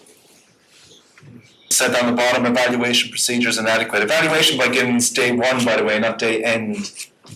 Don't do it on the last day of the project, you do it on the first day of the project. That's good evaluation. Yet I see everyone doing it as a post-mortem. It becomes CSIS. Basically, where people find the body under the bridge somewhere, basically, not where we want to be. There's many more, but I've tried to synopsize it down to 2 slides, basically. But don't focus on the negatives, focus on the positives. A lot of opportunity to be had here. What's the evaluation procedure down the bottom? Where I said that basically you don't have one, and you haven't done the one that's even prescribed to you. So, but what would that, can you just explain further what that would? So you're under mandated to fill out an evaluation, obviously, as part of it, which they'll give you the forms to do. But inherently, as an organisation, you should be evaluating everything you're doing anyway. Right, Can so. you just give us a little bit more than that, like, if they say on the application, what's your evaluation procedure, can you just tell us, fill in the blanks? So you have an evaluation form that you're going to implement. Do you have a template? You have a template. Yep. You're going to implement, which basically assesses, appraises, evaluates the standard of service delivery on time and on budget. You're going to benchmark it against, obviously, against different stages of the project. Yep. Alright, government's moving away from lump sum funding now to project-specific funding or section-specific funding. Give you money for stage 1, we'll evaluate it, we'll give you money for stage 2. So you could include that in your reporting as well. And then overall competency and overall service delivery component as well, where you could put in basically, you know, a report on how you delivered it basically, and then what happened because of that delivery, what's the tangible outcome. And you know, when I say the report, it's a couple of pages. It's not bigger than Ben-Hur, you know? So it's this tendency to overwrite things, which I don't subscribe to. Pardon? Which is counterproductive. It is counterproductive. You know? People write like they talk, which is trying to fill in the gaps in the silence. They think they need to write everything, including the kitchen sink. No, less is more. Why say it in 50 words when you can say it in 20? So what's your mission basically? What are you trying to achieve, and what money is there for you to achieve that? Identify the need for what you're trying to do as an organisation. I get a lot of organisations doing, we do lots of things, we do many things. Well, I need specifics. Okay? But we do lots of good things in the community. Good. What they would be 1, 2, 3, 4, 5.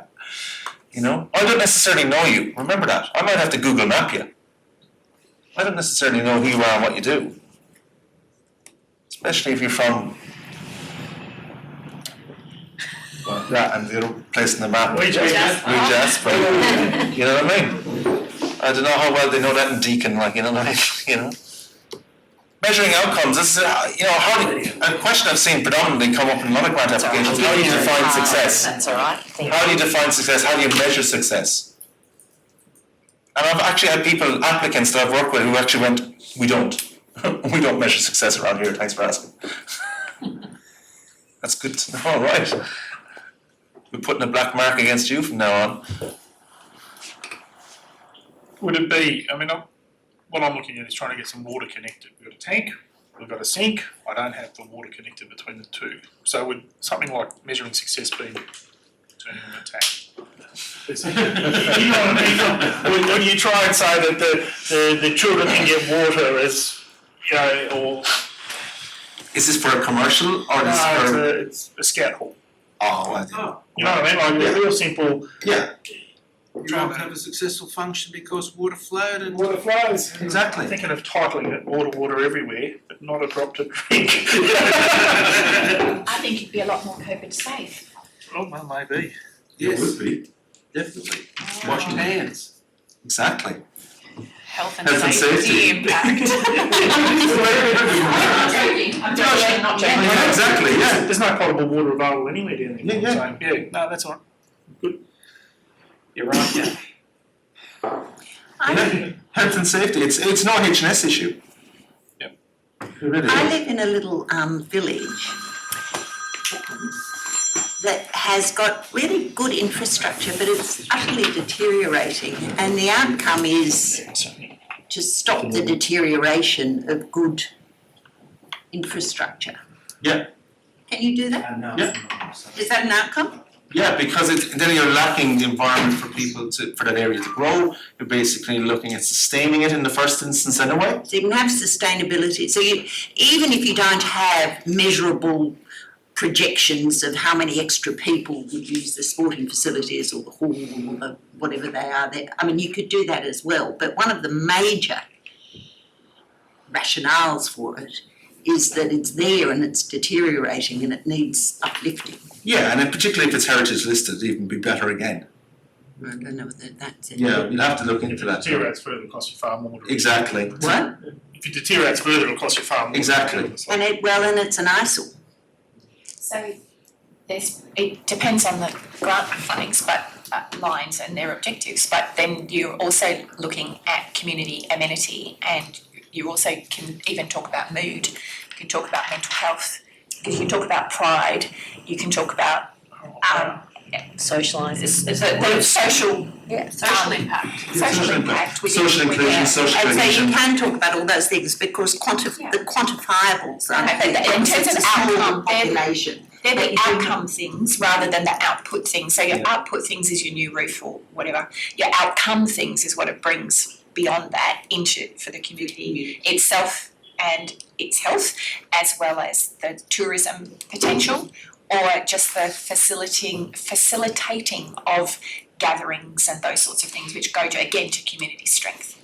Where I'm finding I have the gap is getting the data to prove, increased that, and that's, like you can say, well, so many people use it now, we can project that so many people will use it, but I don't know if But it's that's true, true. you could try and put out some sort of survey that Yeah. No straw poll. measures their how proud they are of it in its current form too. So you could survey the community and get some information about the fact that it's a bit upsetting or it's really sad to see that it's deteriorating. In terms of 37% of the community said it'd be detrimental if this resource wasn't there anymore, basically, Or if it deteriorated beyond Deteriorated use. further, basically. Or that you can also measure whether they already use the space or whether they'd be more likely to we use can the space. do all if of it's those used. things, I know, yeah, but the other thing that is that we're right on the Hume Highway, so you have people coming through all Yeah, the time. that's what you're gonna measure, yeah, exactly. you I just can need measure the indicatives at numbers best. to- So perhaps you could look at your trade impact. So if you want an economic argument, people are more likely to stop, they're more likely to spend, they're more likely to visit your cafes if it's an attractive town. If it's a town that looks like it's derelict, why would people stay? You know, so then you get your shopkeepers to say, Shopkeeper. alright, shopkeeper. And then, but then you say, well, you know, that also goes to community amenity. So like you don't want to lose that shopkeeper, right? So your town would really, Yeah, the impact, yeah. right, so you're trying to support that economic role and possibly attract more. I was going to say you can talk about future possibilities too in terms of if the amenities are good, then potentially things like markets or events can be held in the town, which will then further attract people, which will then further support the community. Thank you, but all of those sort of emotional mood arguments I can do because I think that's true. It's the hard data I was just discussing this with Keith and he was saying that making a couple of suggestions around the university to help quantify. I think that's a good idea. Yeah. And then obviously Keith can facilitate that for you as well. So I guess one of the challenges is it's financing your grant application and looking at what's the return on investment that you're seeking, therefore how much money are you willing to spend to achieve the objective.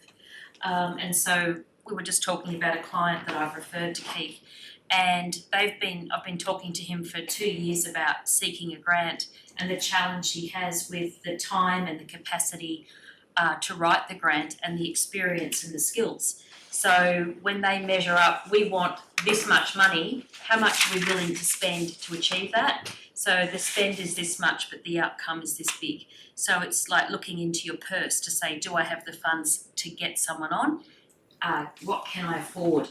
And then if I can't afford that, how can I go about it in other ways? But as you were saying, it's that professionalism in your grant application that's going to make the difference. And getting the stats and being able to coordinate. It's the stats I'm really struggling with, the quantifiable. And it is hard because you've got so much traffic going through, but there will be studies that show what the traffic is. 13,600 per day.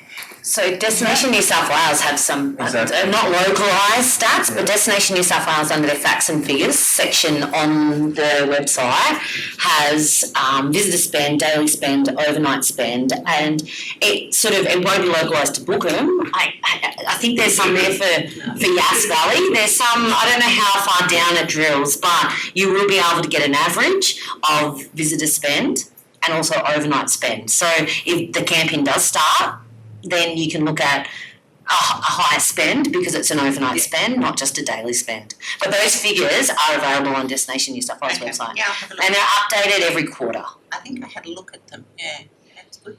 Thank you. They may not be they're updated statewide every quarter. Tourism Research Australia supplies the figures that then go on the website. So there are actually stats out there that you can use in grants.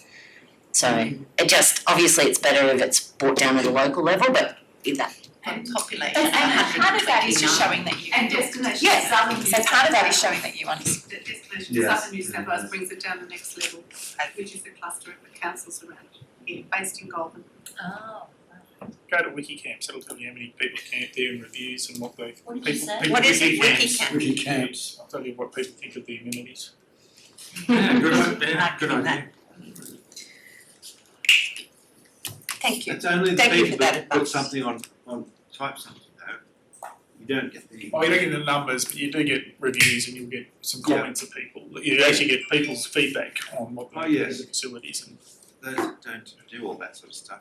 So for our collective consultation today, that'll be Thank you very much. $350, which we'll send an invoice to you shortly. Plus GST as well. Can I use that as in-kind funding? I still expect the bill to be paid though. Thank you very much, I'll notice. Yeah, ABS data, census data, social planner, a council basically, economic development unit, all these other assets you can do, and fantastic. Thank you for everyone for volunteering the information, it's amazing. Yeah, It's really, really good. Thank It's a long list there to go through, which is great. Yeah, thank you. You know what? Well, thank you everyone. So again, they're looking for more of these now, particularly in grants, your goal statement, your objective statement, activities and tasks that are necessary to accomplish the objective, benefits and or results, as we've talked about, of each objective that leads to measuring outcomes, performance indicators of success, back to the KPIs, ROI. Welcome to Grant Speak. You may know French and German, but you just learned grants.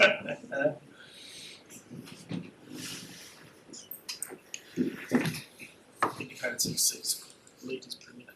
Well, yeah, but quantified problem equals solution. Leak's been there, water's not flowing, water is sustenance, water is reality, water is practical not only for in terms of consumption to drink it, but utilisation for showers, facility, other things like that. Yep, no, that's all good time. Keeping hydrated even. When the kids are running around, absolutely. Or not dead. Alright, let's not go with that grant application just yet. Oh my God. The Not Dead Project. Hey guys, take a look at this. We've got the Not Dead Project yet. Oh, sorry, the Not Dead Yet Project, like, you know. It's called it did, but it's called emotional blackmail, right? Even Canberra don't buy into that. This is a state government grant from New South Wales from a couple of years ago. What I do is when I get a grant application, the words, I highlight the key words I need to address the answer, I underline them or I highlight them, and I stick to that. Because that's what I'm there to do, no more, no less. So primary purpose, brief overview, description, what your project will do, how you're going to achieve those activities or objectives in 3,000 characters or 500 words equivalent. What's demonstrate mean in English? Demonstrate. Show, exactly. Case study. I need to see a case study. Show your understanding of the need. You can't just put down, oh, a lot of people need this. As I said, what's the number? Describe, implementation, government's favourite phrase, VFM, value for money. Philanthropics' favourite acronym, WIFM, WIIFM, what's that? What's in it for me? What's in it for me? Where can I leverage my brand, my logo, my corporate social responsibility? Demonstrate your experience. So again, you can use these as subheadings. By the way, I love subheadings and bullet points. Subheadings. That's why I've named my $2 subheadings and bullet points. Alright? Except a lot of the portals these days don't allow for formatting. They don't, but you can still leave the indentation in terms of using white space to the best of the degree. So the formatting is not allowed, but you can still make it jump off the page in terms of being, rather than being a block of text like Egyptian hieroglyphics, where it's necessary to kind of go, it's a search and destroy mission trying to find out what you're trying to get out of it. The headings are often there too. Yeah. I mean, they're all paragraphs. Exactly. And you not copy and paste, as far as put it in a Word document Exactly. and then copy and paste it into the portal. Exactly, right? Then you can sort of don't use any different text, the different typefaces, the different basically it looks blatant, like, you know. Where'd you come up with that? Oh, it just came to me over breakfast. Really? Because it's in the Harvard Business Law Review basically last month as well. Yeah. Could I have the previous one, please? Yeah. Thank you. Yeah, I don't want to hang out during the So clear, concise, compelling, short, succinct, and to the point. That's it. What's the average attention span of an Australian now? 15 seconds. We have a place without water, obviously.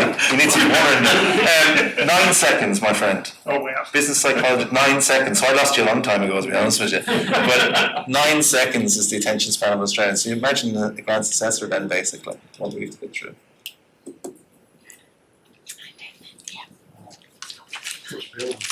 We live in an instantaneous generation. We live in a scroll generation.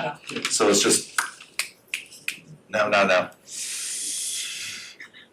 Report your property insurance. I get this all the time, you know what I mean? You don't have the relevant documentation, you're not even up to speed, you're not even meet the credentials. Legal permission to carry out work. I had that only over the weekend with an organisation who has their property on Crown land. I went, have you got a letter or permit from Crown land to do development? No, did we need one? Oh, would Parisi it be known when they come out next time? There's a brand new building there. See it all the time. DA seem to be a dirty acronym, like, you know. Oh, do we have to do that? Seriously? Can't we just build it and then apply for one? 50-50 funding, which we talked about. And talk to them. There's an information line there, there's an email address, there's a webinar or workshop, there's FAQs, every resource is provided for you. Talk to them, work with government, not against government. It's just time is your biggest killer as an applicant. Have a process basically to do it. Right? So I have a grant funding round, a pretty big one due on the 26th of February. And I have a number of clients applying for it.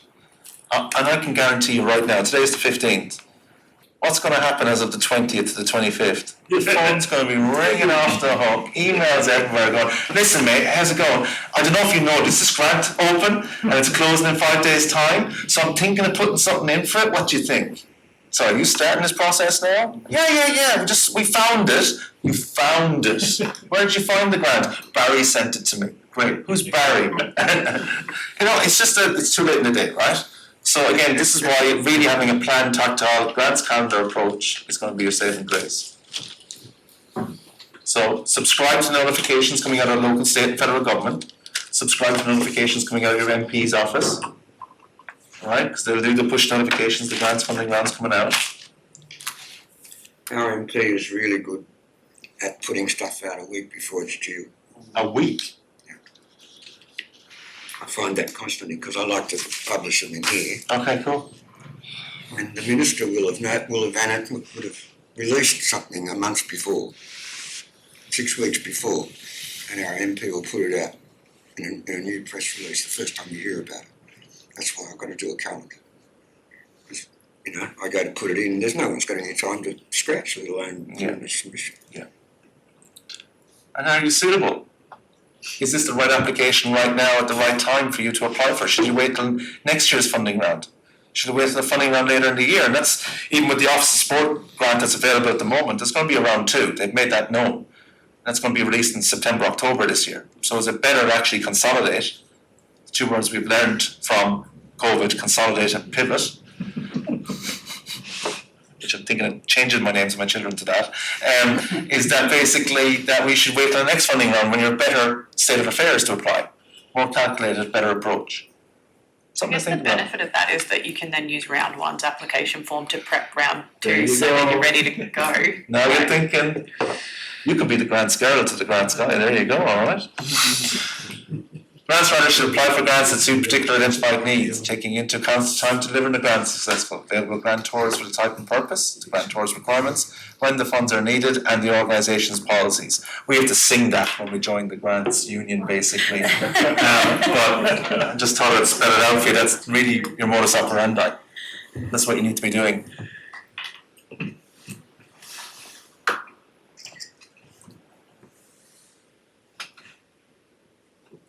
Again, what they're trying to achieve is what you're trying to achieve. You're singing off the same hymn sheet. Don't be different. Don't be strange, unusual, different. Because you're not going to get the money. Okay. Impact statement examples, right? So I just want to give you 2 contrasting ones, basically. These are out of the States.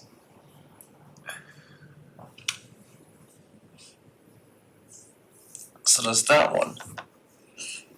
And then I'll let you decide which is the more preferential one. And then there's that one. First impressions? Good wording. This is like the optician exam, isn't it? It's like Specsavers. Is it A or is it B? Can you see A or can you see B? You go to the eye test. A is the winner here. Yeah. Without doubt. It's got the stats and facts and it's less wordy. The other one is stuff you could find if you Googled it too. Like it's just This one? information pulled off some website that's completely meaningless. It doesn't actually hook you. Yeah, this one flows better. You gather the information faster. I didn't look at the other one. Stats to grab hold of. See the other one again. You're 9 seconds, Alan. Yeah. That's all. I've got much longer attention span than that. But I might do something like this in real seminars on how to write. Okay. I've got quite a lot. How do you collaborate? How do you play nicely in the sandpit? How do I what? Not you personally. But how do you play nicely in the sandpit? The play school. You share your toys? Were you always good at sharing your toys? Yeah, pretty good. Oh, that's good. Yeah. Oh. Pretty good at giving stuff away, I know that. So again, don't be a silo. And this is the real strength of regional Australia, is the capacity of people to work together and unite together in the face of not only adversity, but a face of quintessential needs and wants. So I'll be talking to the plumbing companies about, you do some pro bono here, like. So talk about the need for funding, the commercial potential, the return on investment. EFM and VFM, we talked about what's in it for me and value for money, the market opportunity, the management capability. They're now looking for bios of people involved in your organisation, the capability, the qualifications, the standard of people, even as volunteers that have the industry expertise to be running the show in your organisation.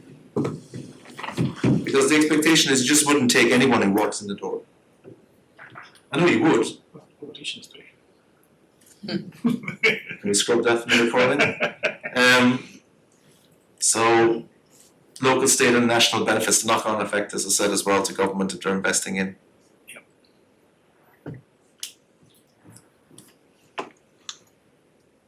So, ironically, on one side of it, we're losing regional Australia, but on the other side, we're gaining Australia because loads of people are decentralising out of the cities. So, but they're coming with no social resources in these towns, basically, to cater for them. What are your acronyms? WIIFM? What's in it for me? Oh, right. And VFM? Value for money. Right. They're my 2 wedding vows I gave to my wife on the wedding day, basically.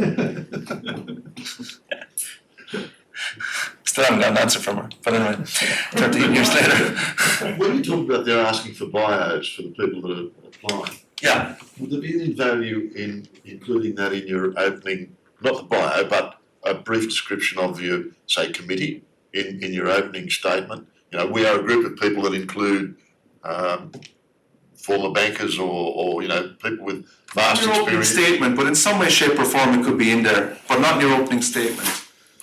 I'd still name drop if there are people that are well known, obviously, particularly in political circles and in industry circles, but not in the opening statement, no. The opening statement is more about the equilibrium of who you are to what you do and the impact it's having, basically, and where you're placed in society to that. So you can drill down then, basically, and then potentially put in some people. Yeah.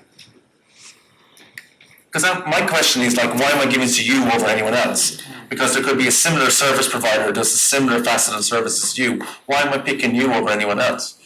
Better qualified, that's why. Exactly, and that's where you go on and tell that narrative, basically, to do that, whether it's through the bio or it's through your practical runs on the board, basically.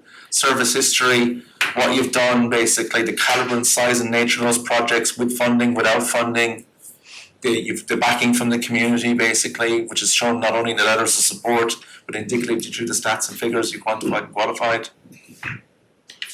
Very much regimented process. You don't deviate from it, basically. And people think they need to be speculative. They think it needs to be like a great Russian novel. And it doesn't. It's a press release. That's what it is. At the end of the day, it's just matter of fact. This is what you extrapolate out of it. So I like to work off what Steve Jobs called the rule of 3. Steve Jobs, when he did an Apple product launch, said people, when they leave your company, they only need to know 3 things about you, your service, your resource, what you can do for them. So the rule of 3 is I write my grant application with 3 fundamental points and I fill in the gaps. 3 things they can extract going, these are 3 investment opportunities or 3 potential that lead to 1 investment opportunity that I have to fund it. And I build my narrative around that, which is the who, what, when, where, why, which is where I've come from, where we're going, what we can do with this money, why it's so needed. And you may be going here, but you can also use attachments. Oh yeah. And so you need to look at what they say in terms of how many attachments you can have and how many pages you can have there, and particularly when they're really tight in what you can write in the actual fields. If you have bios that are well worth putting forward, then attachments can be a way to do it. So that allows you to be very brief where you need to be, but provide the information nonetheless. And if they care, they'll look. And if they don't, they won't. But it's the way that you make sure that the information is Very good point, thank you. Be careful too, because they do say don't use links Yeah, I will not click on hyperlinks. Just to add. No, I'm talking about Attachments is different though, you're right, yeah, exactly, oh yeah, yeah, exactly, there's a good takeaway. Because I'm not gonna do superfluous reading, I'm not gonna do supplementary reading basically at the end of the day. That's where areas of support and stuff go. Yeah, government also love infographics. I'm more the flavour of the month, infographics, Oh, really? yeah. Optimise the usage, don't blatantly, because you won't have the latitude, again, it'll be uploaded as an attachment. Yeah. It can't be in the body of the text. Right, and video content is very popular with philanthropics. 30 seconds to 3 minutes video of your organisation or what you're setting out to do. So if I'm trying to do that building, I'll be doing a video of the building. Walking them through it, walking around it, a guided tour. I have my moments. Get your 13-year-old to help. Exactly. Well, this is what the scouts are predominant in the water narrative. Could you imagine your scouts doing a video and then sending that off to someone? This is what we need. But get them to do it then in it. But that's the crowdfunding campaign. That's what I'm saying. That's the activation. It's for them, by them. Yeah. They could do a little animation of the tap, no water, and then the tap coming on after you help us. It's got water in it. Just throwing So scouts many everywhere. things. Not dead though. Not dead. They would have so much fun. And if I got that as someone I was going to put money out to, I'd be like, yeah, you guys can have it. Yeah. That's what you need to do. You garner public opinion, you garner public support, you rally, and basically then you're doing a bit of lobbying and brokerage through that. At the end, roll the credits and just have all the people who were supported, all their names who were supporting it. Talk to Ms. Spielberg over there. We'll work it out. Let's do it. I'll help you out. So, know the program rules, plan your application, be creative but honest. Don't say you can do it in 18 months when it's going to take you 36 months to do it. Research successful grants, provide the information required, no more, no less. Answer the question you're asked, not what you think you're asked, and no superfluous information, which is just what we said. It's either pertinent and relevant, or it's not needed at all.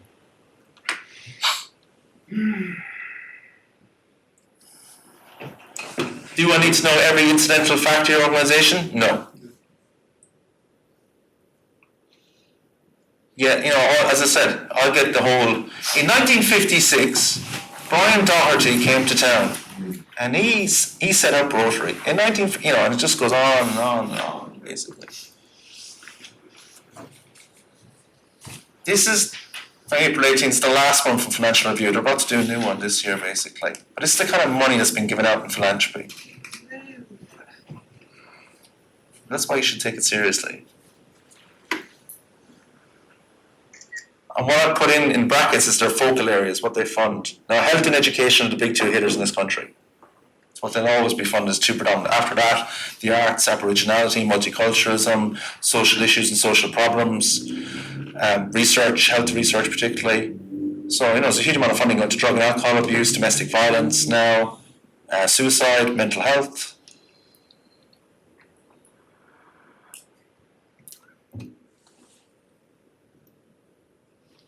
Mucho dinero.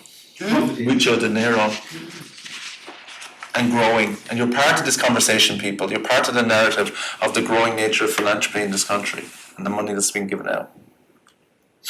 Now, don't blatantly apply to all these people. Keith said it was okay to apply. I went to a workshop in Yass, and they're like, where's Yass and who's Keith?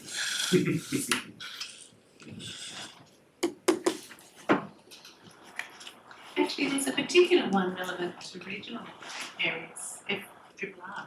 That's right. That's why I want to mention that. Yeah, FRRR is well worth a mention. Thanks for that, Ellen. Much appreciated. Foundation of Regional and Rural Renewal. FRRR. Foundation for Regional and Rural Renewal. Foundational for Regional. And Rural Renewal. If you just Google FRRR. Yeah. Oh.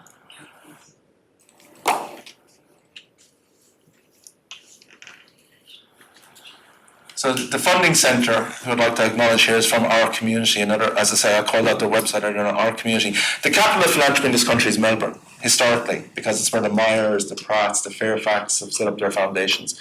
So it's where the narrative comes out of it. Originally found and started all the wealth of Australia. Well, yeah, until obviously the Reinhardts discovered something in WA. Stuck a shovel in the ground and went, ah! That's cool. And everything you say. Well, last when all those were founded. Yeah, that's true. Exactly the history of it. There you go. Spot the man from the National Archives, huh? I'm not a historian. I just know what I'm talking about. But it's a really good question. That's a good quote. I'm going to use that on a t-shirt.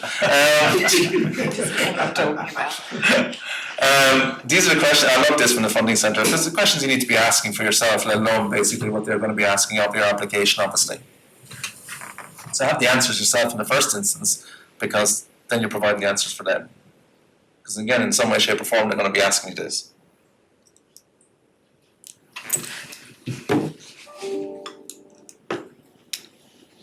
Strong evidence, back it up. Again, community grants from our community.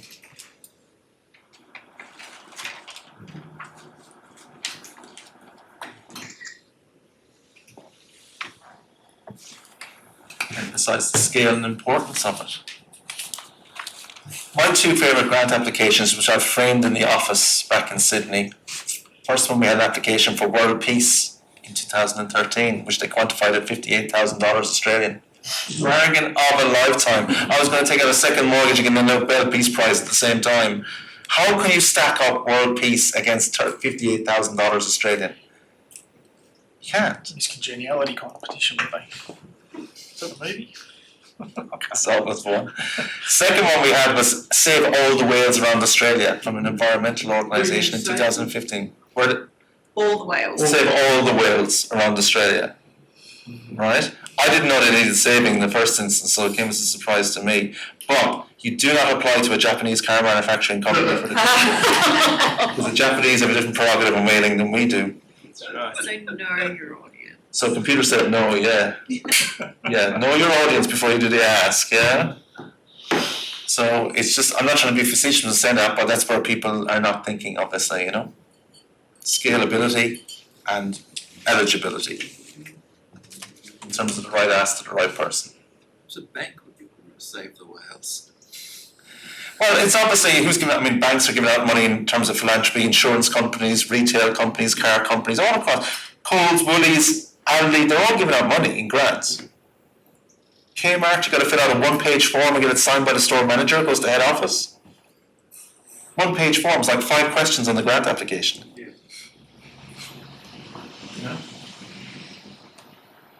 And this means a nice segue to thinking outside the box. Have a read of that and I'll explain it. This is the on-sell of grants. How you captivate an audience by, here's the good work we're doing through our fundraising and raising capital with our commercial partners, and doing the on-sell basically then in a grant application, say, well, there's the runs on the board. We're an organisation that can raise that kind of money, have those corporate partnerships, you should invest into us. We had a win with, what was it, Hardware Masters when I was Yeah. So when they were opening a store in Canberra, our treasurer went to them and said, we're building a new hall, we've got a grant, the hall's built, we need to fit it out, put a mezzanine in. They said, what's your shopping list? So we gave them a list of all the building material we needed, and then they said, right, we'll organise a working bee, we'll send out a couple of builders and bring out some tools and demonstration, and we got this bloody hall lined and mezzanine floor in and everything. And it was all on a handshake, because we actually asked them, are you going to do sausage sizzles like Bunnings? They said, what are you raising money for? And then that's where the story started. It's fantastic. It was unbelievable. If you don't ask, you don't get in life. They're going to say no anyway. But it's understanding that it's going. I was working at a women's refuge in Sydney, and basically they got an introduction to IKEA, which is why I brought them up earlier. And IKEA went, whoa, before you do anything, we'll fit it out for free. The whole thing. And by the way, we're best friends with Microsoft. We'll put you in touch with them, so they do. And Microsoft came out and did a digital fit out of the whole facility for free. Microsoft went, hold on, we're best friends with Aon, as in the insurance company, and they gave all the insurance for free. So it's just, as a gentleman and I were talking about as the interval, sometimes it's not what you know, it's who you know. And it's 6 degrees of separation from them. Ours was literally a conversation about Yeah, so this is the same as that, it's the on-sell. I've got this is where I see you fitting in. So if you don't paint the picture for it, you don't go and do the ask, you say, this is where I see you fitting in. Tell me if I'm wrong. So you've done your research into why you're going talking to them and why then, and what they can fit into it, rather than just going, Off up. So before you go to Aldi and start talking about pineapples, it's already been done, alright? Come up with another idea instead, alright?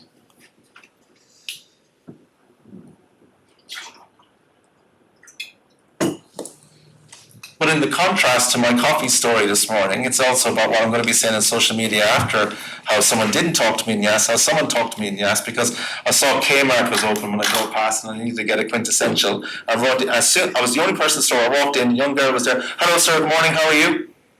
That's right. Can I help you in any way? I'm okay, I said, I think I'll find it myself. If I can't be of assistance, I'm in here. Probably 17 or 18. Just on beat. 8 o'clock this morning. You work in the coffee shop. She should have working in the coffee shop. She should be training the people. Right. But this is it's like, you have a beautiful main street. I was really impressed driving down. It's my first time in Yass, and I love that old theatre. I was just saying it to Helen. Where's the... You didn't look opposite the theatre, did you? I did. So it was... That's what we're working on. Yeah, I know. But it's this beautiful old facades, this beautiful old buildings here in the main street. They need to be kept. All right, it's quintessentially Australian. All right, they are. All right, it's part of who we are as Australians, and I'm very proud of Australian citizen. Australia, actually. Pardon? It's the last of that design There you go. in Australia. Others have been pulled down. Yeah. There were 6. Well, once we enhance the Irish festival here, which I'm going to be taking That's what we're going to get open. Piano with the So the Irish festival can use it. As part Of course. Of course. Keep it Irish, keep it real, you know? There's only 2 types of people in the world, those that are Irish and those that want to be, you know, so... This is a very limited vision, I think. Oh, keep it Irish. Right. We exported religion and alcohol, we took over the world, what's the problem, like, you know? Social media and grants, you need to be telling the story, not before you even get the grant. Because I said, you need to be seen as current, relevant and topical. And then definitely after the grant, you need to be telling the good news story and acknowledging government, because that's part of the contract of agreement, that you'll be acknowledging them basically, playing the game. No, you don't have to use all of those. I'm just using what you think is optimum for yourself and your organisation. Whatever's best fit. I'm just giving an instance. Okay? Now you should be tagging right now that you're in here today at the workshop, Facebooking that out, tweeting it out, going live with it. Why? Don't listen to what I'm saying. You're never going to get that. I'm never going to get the Irish money for you now, right? That's off the table now, right? It's gone, right? Those euros are all gone, right? Rants equals telling the story, painting a picture with words. Sorry. I said, No, I just saw the 455p application sent. The amount of people Oh, look. planned have it in the week before. Hi. I was a grants manager, as I said, for 2 local government authorities here in New South Wales. I could bang my last dollar on the amount of applications. The guy from IT used to come out screaming at me, basically going, we're a meltdown! We're a freaking meltdown with the amount of applications coming in. I can't cope with it! Well, the system goes down. Yeah, And you don't the get system your will crash. I can guarantee you with government the system will crash. Because everyone is applying in the last 24 hours trying to get it in, and in the last couple of hours. And that's when the extension is granted. Yeah. Insane. To get the IT guys in overtime over the weekend, basically, trying to sort it out. So it's just crazy. I don't get that. I've never done anything professionally in the last minute of my life. I wouldn't have. You know, I've never handed in a report with 5 minutes to go. I've never basically done an email with 5 minutes to go, you know what I mean? I've never applied for anything with 5 minutes to go. I've noticed a lot lately though, a lot of the 5 o'clock cutoff is not even, it's like 2 p.m. and stuff as well. So yeah, so they've changed. Yeah. It's always, you can't just rely on it being at 5 o'clock. The IT guys at overtime. That's it, they're allowing for that. Well, it becomes expensive for the organisation to then have a grant application if they're then having to spend a bunch of money to accept them. Like, it doesn't make good business sense, so it makes more sense for them to. And the other thing you need to be mindful of, right? Not really pertinent sometimes, although it's thereabouts with state and federal, but certainly something that used to happen at local government. It's definitely something that happens in philanthropy. I looked at them as they came in. Yeah. Right? Now, the state and federal will not necessarily open until they receive all applications, depending on the grant funding round. But I had the capacity as a grants officer to watch them come in at local government level, and certainly philanthropy will watch them as they come in at local government level. So which means you can lead the narrative and be the first cab off the rank and dictate term and conditions basically in terms of mindset. There was a big tourism infrastructure grant that finished a couple of years ago, and it was until money was spent or this deadline. And in the end, so many people left it right to the end that even though the grants were accepted, not every project got across the line, but then the ones that were put in early on, they got their projects, like their grants accepted, and a whole heap that were just as viable were submitted at the end. And so I think, government get the rep, obviously, as we said, about pork barrelling, and obviously we had the investigation of the Senate on Friday, basically, and all the voting and everything else. But they get a bad rap because the flip side to that narrative is, I remember the front page of the Australian newspaper in 2016, where the Department of Aboriginal Affairs was giving out funding, and it was 4 million unapplied for in terms of funding. No one applied for it. Yeah. And they due diligence, the government could back up. We did the workshops, we did the webinar, we went out and told them it was there, we released it, and then everyone went on, we'll get to it at the last minute, manana, oh, it's all too hard. So government are going, we can lead a horse to water, we can't make it drink. Sorry to bring the water in again, but this is what I'm saying. So government get a bad rep sometimes when they're doing everything they can. Let me dispel the myth here, right? Government are trying to get you across the line. They're not trying to be blockers. They're trying to get you across the line. Yes, they have to obviously block where they go, oh, that's just no way is it fitting in. But at the same time, they're trying to get you across the line and help you get across the line. Okay? There you go. Vote number 1, Keith, next time, okay? And I love this as a template for funding, particularly from the philanthropic. This is Clubs New South Wales, obviously. Club grants is coming up soon, category 1, 2 and 3. It's a really good, demonstrate the broad community benefit of why the funding is needed. There you go, black and white. No commercial projects can attain funding for social enterprise. Clearly defined service delivery into your local government area. Excluded projects that already receive government support. How do you get around that? Well, it's either a brand new project or it's version 2.0. Okay? Prioritise projects of submitting more than one. It doesn't become like a takeaway menu. Or if you don't like number 17, why don't you fund number 36 instead? Alright? Certificate of incorporation, current public liability insurance, and a copy of most recent annual report, which means you need to be producing an annual report. Or a report. Or something to say we're alive and well and we're doing something. We exist. Because it does become like the Church Tower Committee from Back to the Future then, you know what I mean? I love this line. Oh, I love this line. Proposed strategies lead to strong outcomes. What a great line to use in a grant application, or a great mindset to have to go into your future planning. Data to prove the needs, stats and facts. The idea emerged from the local community with local benefits for the people, by the people. Targeting highly disadvantaged groups, Aboriginality and non-multiculturalism as well as a higher ranking for them in terms of your applications. No other funding available for the project. And there it is in black and white, good working relationships with the clubs, having talked to the CEO, him or her, about your project in advance of the project.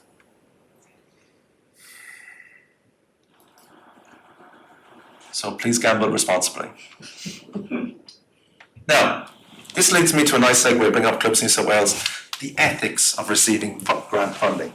Ethically, who would you take money off?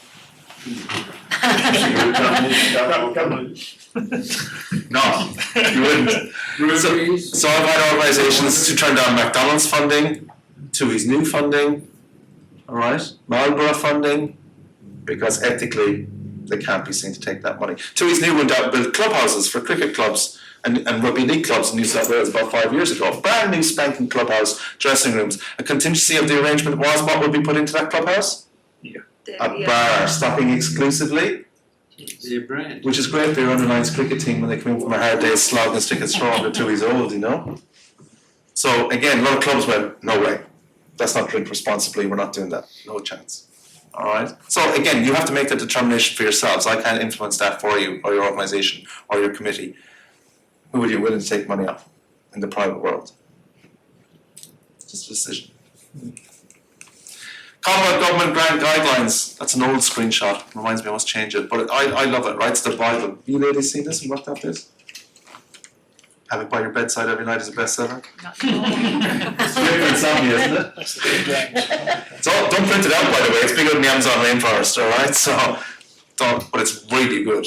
Alright, there it is in black and white, intended to promote one or more of Australian government's policy objectives. What we conceptualise is what we give money for. There's a lot of ums in the room today. You know, emails to Helen tomorrow. Dear Helen, where in God's name did you find that fella? Why did you bring him to your house? It's given me so much work to do. Alright, I love this document, and I love the equivalent documents around it as well, because it blatantly lays out what I should be subscribing to in terms of government. Program logic, which is huge for government in Canberra. Again, I'm a guy who's about stepped approach, and government are the same, obviously.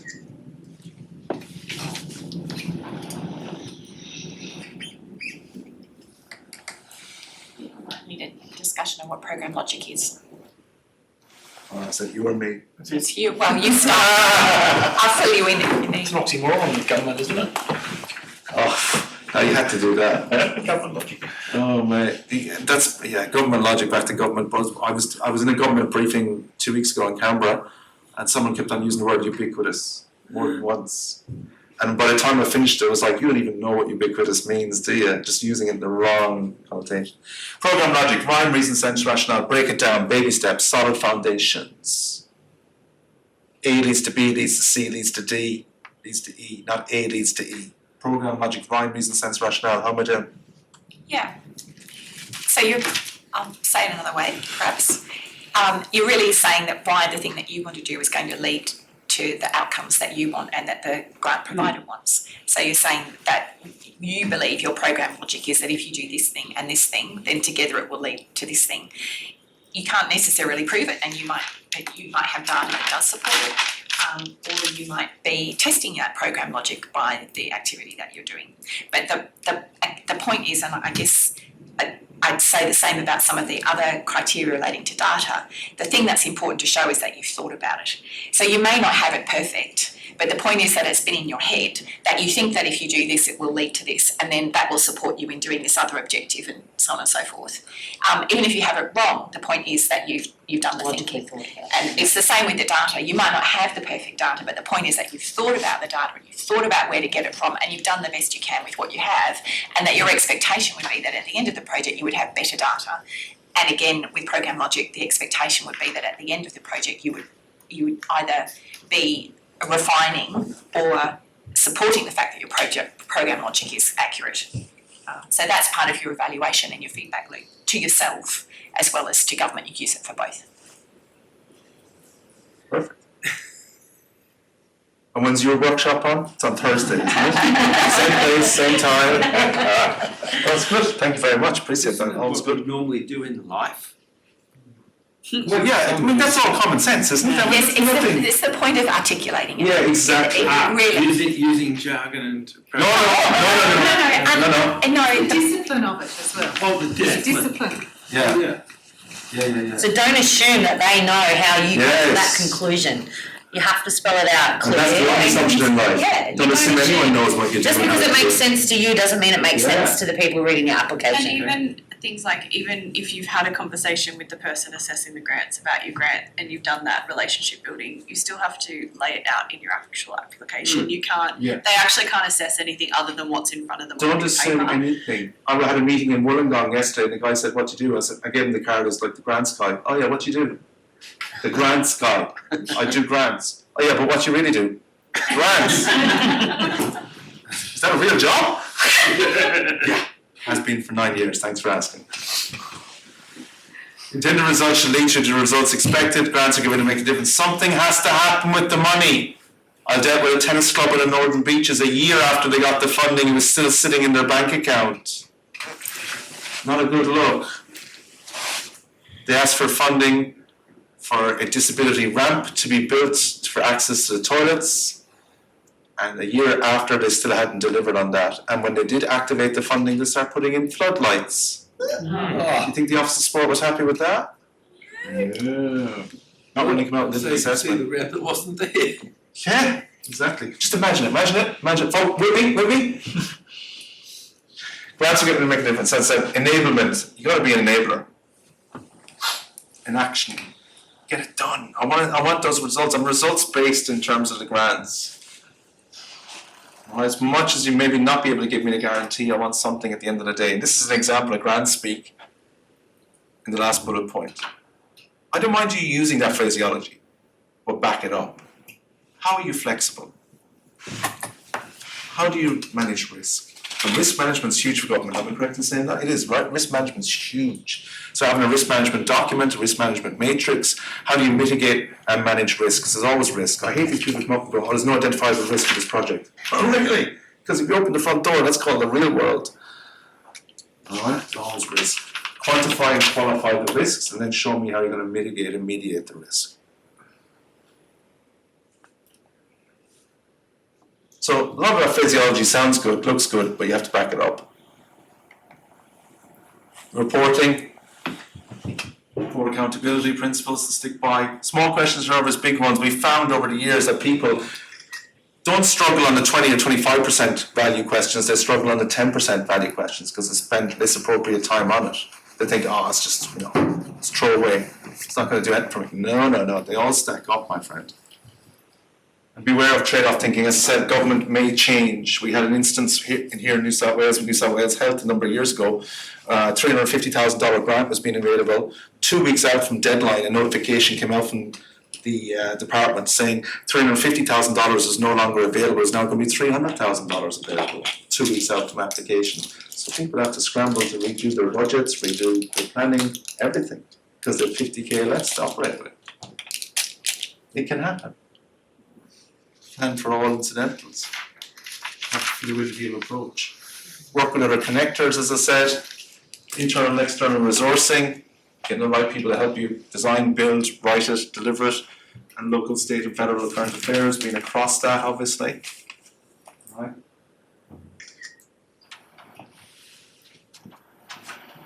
Again, effectiveness and efficiency. Trusted foundations trying to see return on investment, approximately the intangibles in community funding. You can't always have the measurables around it or the identifiable results within that time frame. We talked about outputs and outcomes. So carefully follow the instructions, tailor your proposal specific budget request into their funding priorities and guidelines. Use declarative rather than conditional verbs, which is back to positive language. Shorter is better, keep your proposal tight and details condensed, and document the need and problem on multiple levels, but be specific. Questions, comments, clarification? Could you go back to that fourth slide back, which was the first one on the Commonwealth grant guidelines, because I missed that one. First slide, the second one. Yeah, thank you.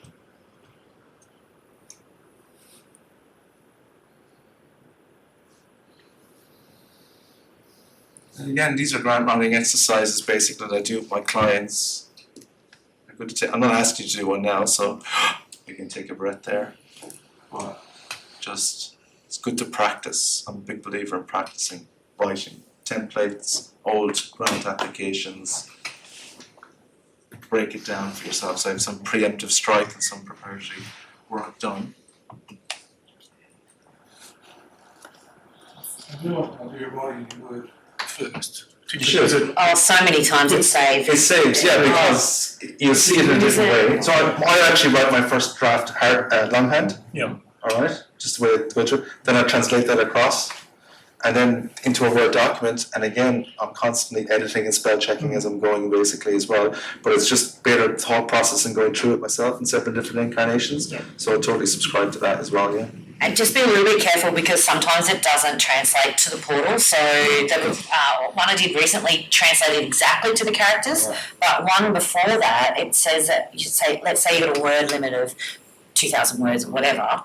Sometimes Word and the portal, they don't agree with what that is. That's right. So again, don't do it all in Word, think that you've got everything ready and go and upload the day of the grant being due. Yeah. Make sure that you're doing that, testing that at least in the portal, when you first start writing in Word and seeing what the discrepancy is, because There's an application on your computer that'll strip all the edit, formatting it out for you, and sometimes you'll have to cut it across to there, do what you need to do, and then cut it into the portal because it won't accept the bullet points and that kind of stuff that comes straight out of Word. I think it's Or it'll just put it in without that. Sort of Which- characters and things, but it's all, Word's good for getting passive language out of it and all those sort of things, puts a blue line under it and says, no, I agree with that. Yeah.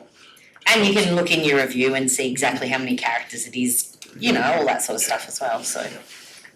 But some, it's weird because some will go characters including spaces or it's really, you really have to understand what it's asking you for on the portal. So what might happen is they might give you, with your guidelines and everything online, they might give you a PDF version of the portal that you, or a Word, usually it's a PDF, that you can start using to plan. It'll say 250 characters or whatever. So you'll go and do that. But when you jump in the portal, it actually doesn't look like that document.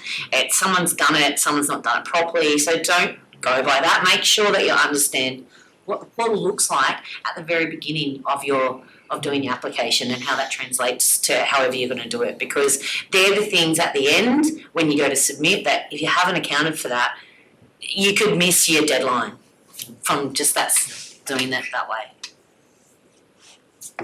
Does it accept pages on the Mac?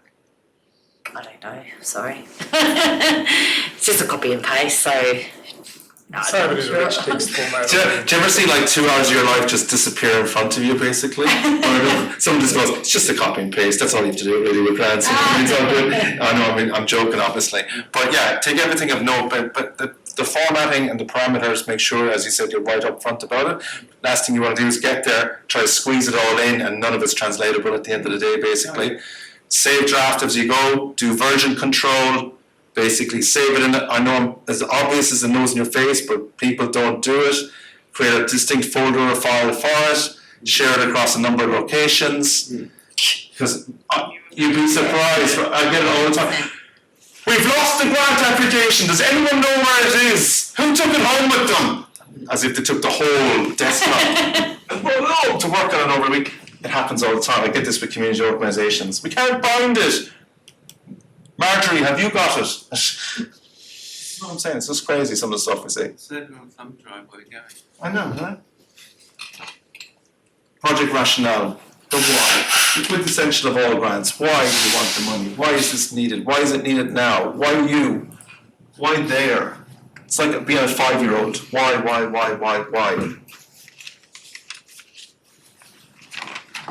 Sorry. And then what you need to do to justify it.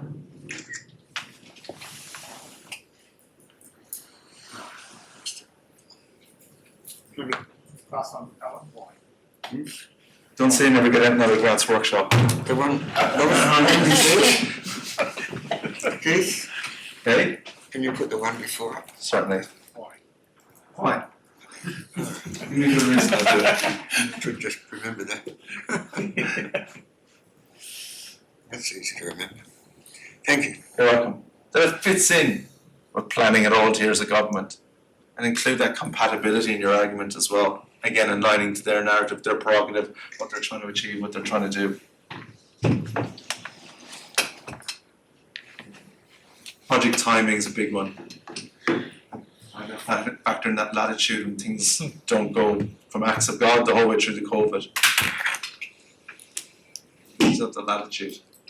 I know you have a time frame specified to you, but use the best of that time frame specified. Don't try and do it all in the first month. Don't try and do it all in the last month.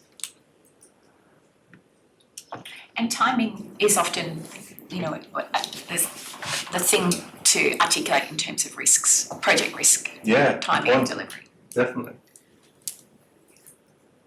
Last thing any of us want to see, funding body or recipient, rush job. Yeah. Budget, no artificial budget inflation, no padding out, costs what it costs, value is value, don't try and diminish it. Price everything up, get the relevant quotes, basically. Don't give it to your cousin Barry as a job, alright? All these things, rule out the nepotism, alright? Again, just make sure that it stacks up, racks up. The budget, you'd be surprised the amount of budgets I've seen and looked at as an assessor, bless you, that don't actually add up. The line items don't add up. Now, usually in an online application, it won't allow you to do that anyway. It'll have the error prompt that'll come up. Alright? You know then to go back and check it, it's not racking up between expenditure and income. Okay? So don't blow it out. Cost what it costs, give the value, but at the same time, basically look at legitimizing itself and making sure it stacks up and it's a valued investment. It's seen and perceived that way. And it costs what it costs, because I may go off and price it myself. 50-50 we talked about, but generally speaking, the lower percentage of funding sought, the better chance the project is attracting funding. So you can optimally go 10% under, you never go over. It basically, in cost and in word count, by the way, as well.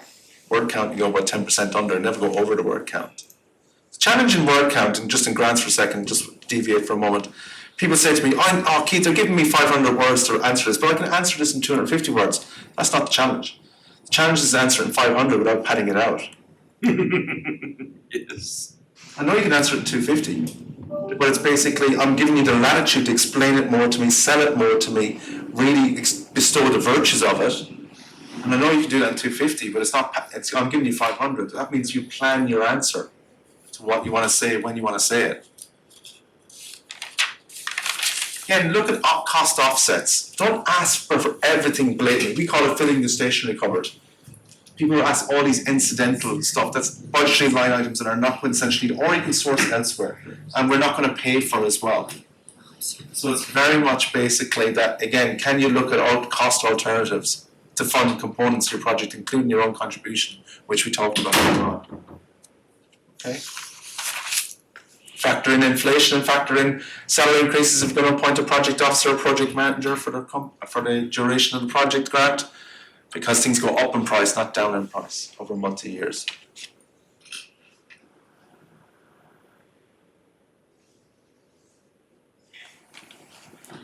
Have to be project related.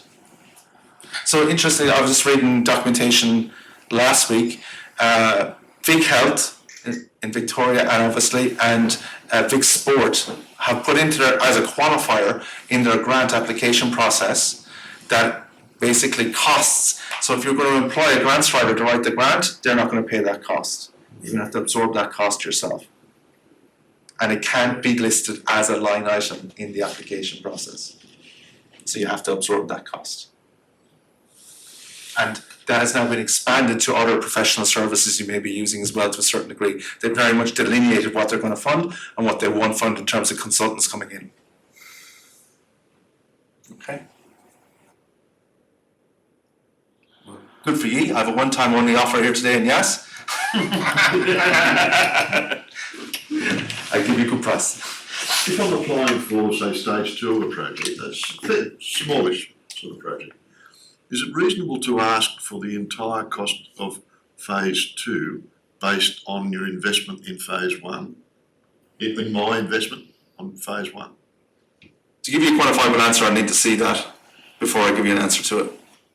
So I'll give you a measured answer on it, so I'm happy to talk to you offline about that, rather than just committing to an answer right now. But you can use the first one as the benchmark, but I'd still like you to see contributory funding from you.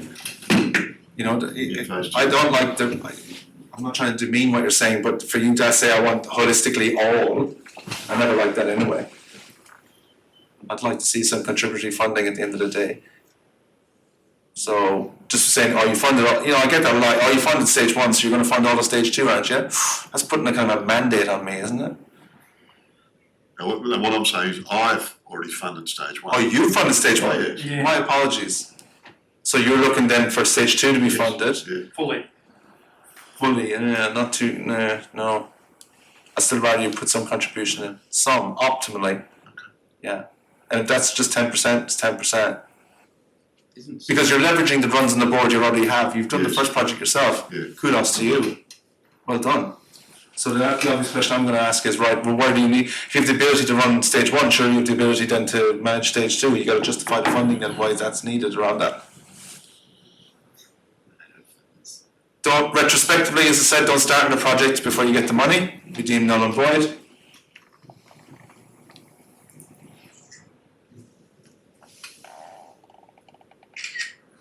Methodology, that's a big one now. Yep. I missed the last one. You know, memory left in people's phones, seriously. My Very good chip. my camera keeps shutting off. I've got to open it again. Even your camera's giving up on grants, alright? Methodology. Get in the habit of doing this for your organisation overall, let alone for grants. Just best practice. Clear pathway linking individual stages of your project, as we've talked about. A leads to B, leads to C, leads to D. It's going to be ongoing. What are you going to be maintaining that as long term? But certainly the methodology provides a brief recap of the need, objectives, and expected impacts of the project. It will certainly provide a very clear description and explanation of how you're going to go about achieving those objectives.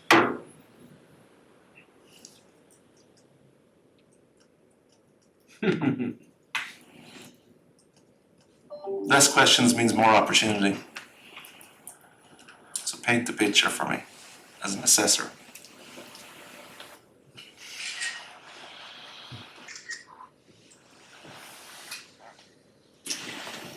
And evaluate everything, as we talked about. Not just for the grant, but for your organisation overall.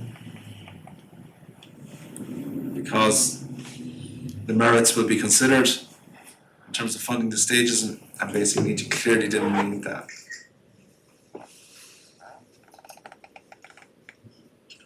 So start at the start, because it may lead to support recommendations, continue, modify or delete. That's okay, we'll go back. Thank you.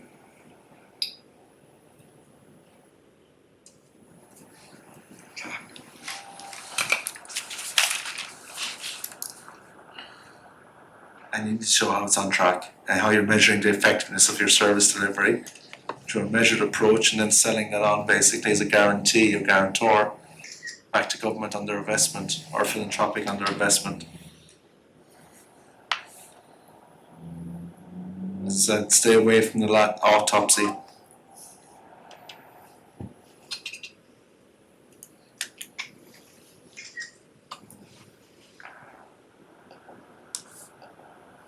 I should be providing an assurance as well of how this is a physical workout if you attend this grants workshop, huh? Every single. There you go. There's a need, get on with it too. It does, doesn't it? That's a good idea. So this is one of 4 project plans that I use and I syndicate out to my clients. And again, I'm tailoring against word count in a grant. Project title, less than 10 words. Ideally an acronym, ideally even shorter than 10 words, obviously. 5. Project summary, including purpose, the scope, the people involved in the project, the financials, the timescales, the risks and implementation.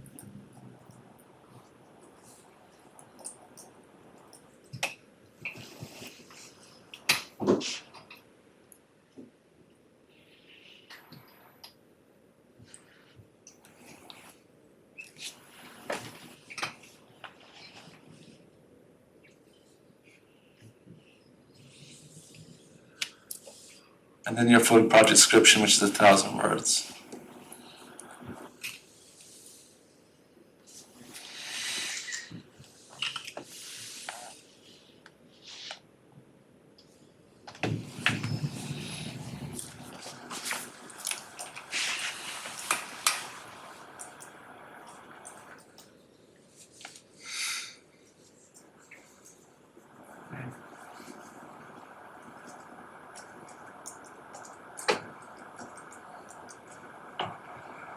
Questions, comments, clarification?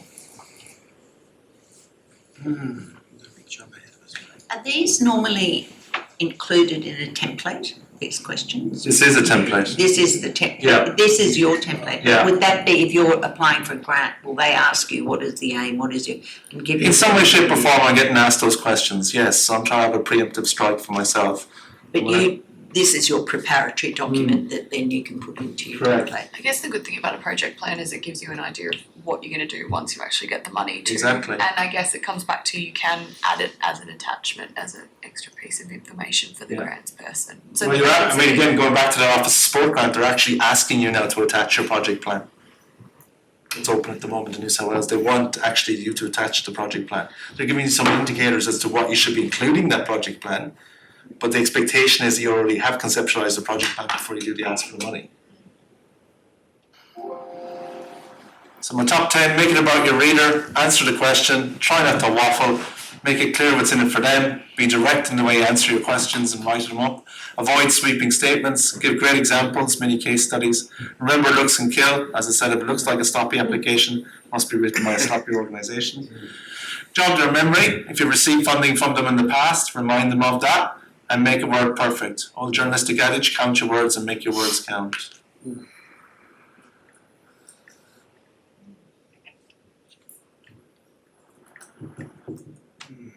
So they're the references and acknowledgements. Again, these are organisations that are talking about grants, put out grants calendars, have information and fact sheets on their websites, really good resources to look at.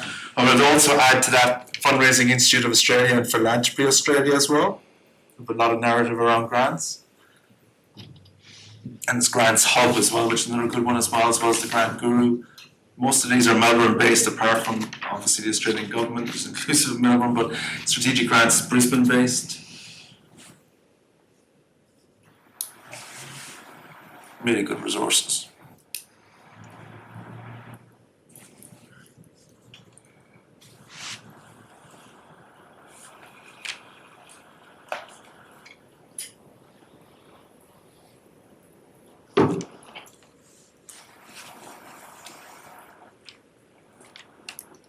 And that's me. I'm also on LinkedIn as well, so feel free to stalk me there. I use that word deliberately. Feel free to contact me. Send me an email, I'll put it in spam. Just see if you're awake. And that's me. Questions, comments, clarification? Can we thank Helen for putting this on this morning? Yeah. Thank you very much. Thank you for being here on behalf of Council. Thank you for your attendance, greatly appreciated. Talk to me, I have a few more minutes left before hopping the car for a 4-hour drive. Just wondering about the philanthropics and their actual reporting requirements. Yeah. How would you say they compare to government funds, for example? Pretty much equivocal. They've taken the benchmark from government and they see that as best practice. And basically, so the same mindset I would have to one, I would have to the other. Articulate yourself well, understand about probity, transparency, good governance and best practice, have the runs on the board. Basically, certainly now even a contingency of a lot of philanthropic. So for instance, Bendigo Bank. If you want to apply for a Bendigo Bank account, a bank grant, you have to have a bank account with them. They want the exclusivity. So they don't want to see funding from other banks, for instance. So you go intersector, that's what I'm saying, split the ask. One insurance company, one bank, one retailer, etc., etc. But yes, there is vigilance. Yes, they have full-time staff members doing this.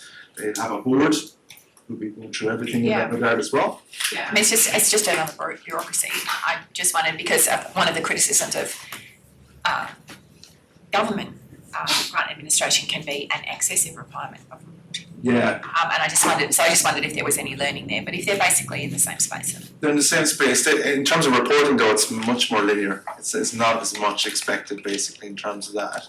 It's basically not the same degree as government. Okay. But they'll be very precise as well, and they're very much about the relationship. The expectation. So for instance, NIB Foundation, the Health Fund, Amy Tribe, who's the CEO of that foundation. If you want to apply to their grant funding round, Amy would have expected that you would rang her in advance or emailed her, set up a time to talk. She's happy to meet face to face for coffee, where she'll play devil's advocate for you. Yeah. And go, not us, not now, not eligible, not what we'd fund, thanks for coming, try next year. So I've just done the Bank of Melbourne one, as I said. Bank of Melbourne, basically, the applicant I'm working with, for the past 2 years they've been turned down. But every year Bank of Melbourne came back and said, we still like what you're doing, apply next year. So this year we went and met with Bank of Melbourne and said, we flipped the narrative, so we tweaked the programme to include a financial literacy component in the programme. Bank of Melbourne went, you got what? Yeah. You got what? Yeah. Write the check. So we know we have a very good chance of getting this funding now.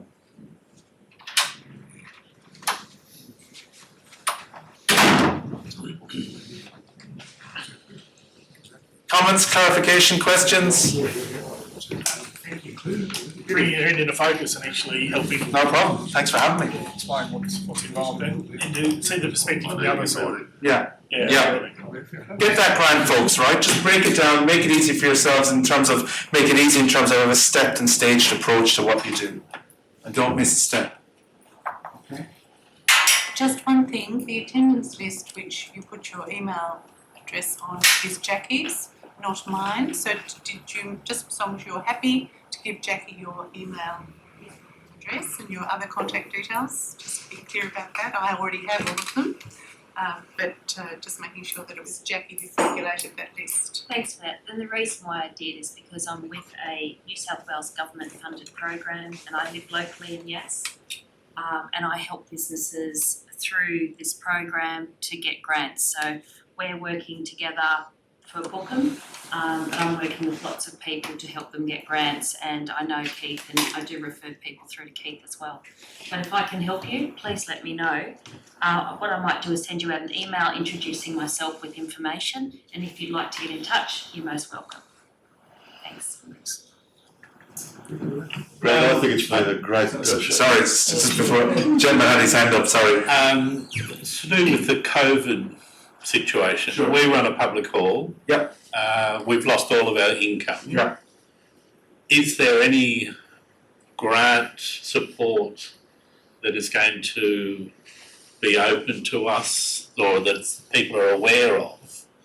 Like, you know, we have a fundraising dinner, we raise $8,000, we spend $5,000 on insurance each year. The rest of our income is from hall hire. No one can hire it because you can only have 26 people in it, or it's now up to 53. Is there anything around that we're not aware of or that anyone else is aware of? Well, I think number one to answer that question is just going through a list of what's relevant to you and what's applicable, and we can do that offline if you want to contact me. Second thing I'd say to that is you got to think outside the box. So I'm working with a community hall at the moment in Queensland. Same restrictions. They're doing virtual hall events. So what they're doing is basically what people used to come to the hall to classes. They're now running them from the hall online.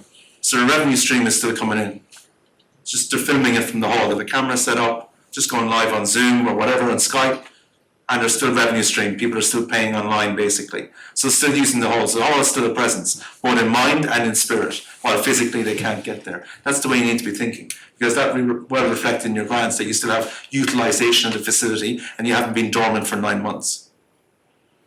I think it's also about what it is you want to achieve through getting a grant, and quite often people will say what you've just said to me, what's out there that can help me, but it's what contribution are you going to make to the community and how can you demonstrate that and what would you use the funding for? So this is the questions to ask yourself.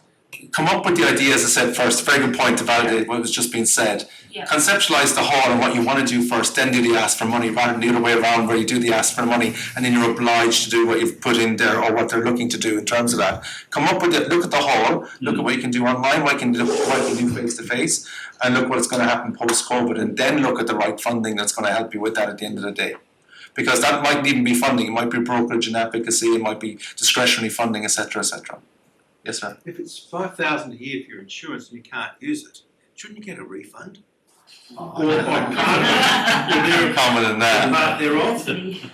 Actually, insurance is tied to income, so next year's probably will go down a bit based on the fact that this year's income wasn't as high, but there is still a certain amount they charge just to give it to you to start with. Obviously, but if you can't use it for what it's purposed for, so therefore why should they, what risk is there for them in the fact that you can't Tell you what, when you get that class action up and running against the insurance company, give me a bell because I'll keep an eye out for it in the news, alright? Won't sign it, but good luck with it as well, by the way, because Big Brother's going to win that one, Sorry, but it is true. It's a very valid point you make. Of course it's a valid point, but you're not getting what you're paid for. I know. So therefore, why are they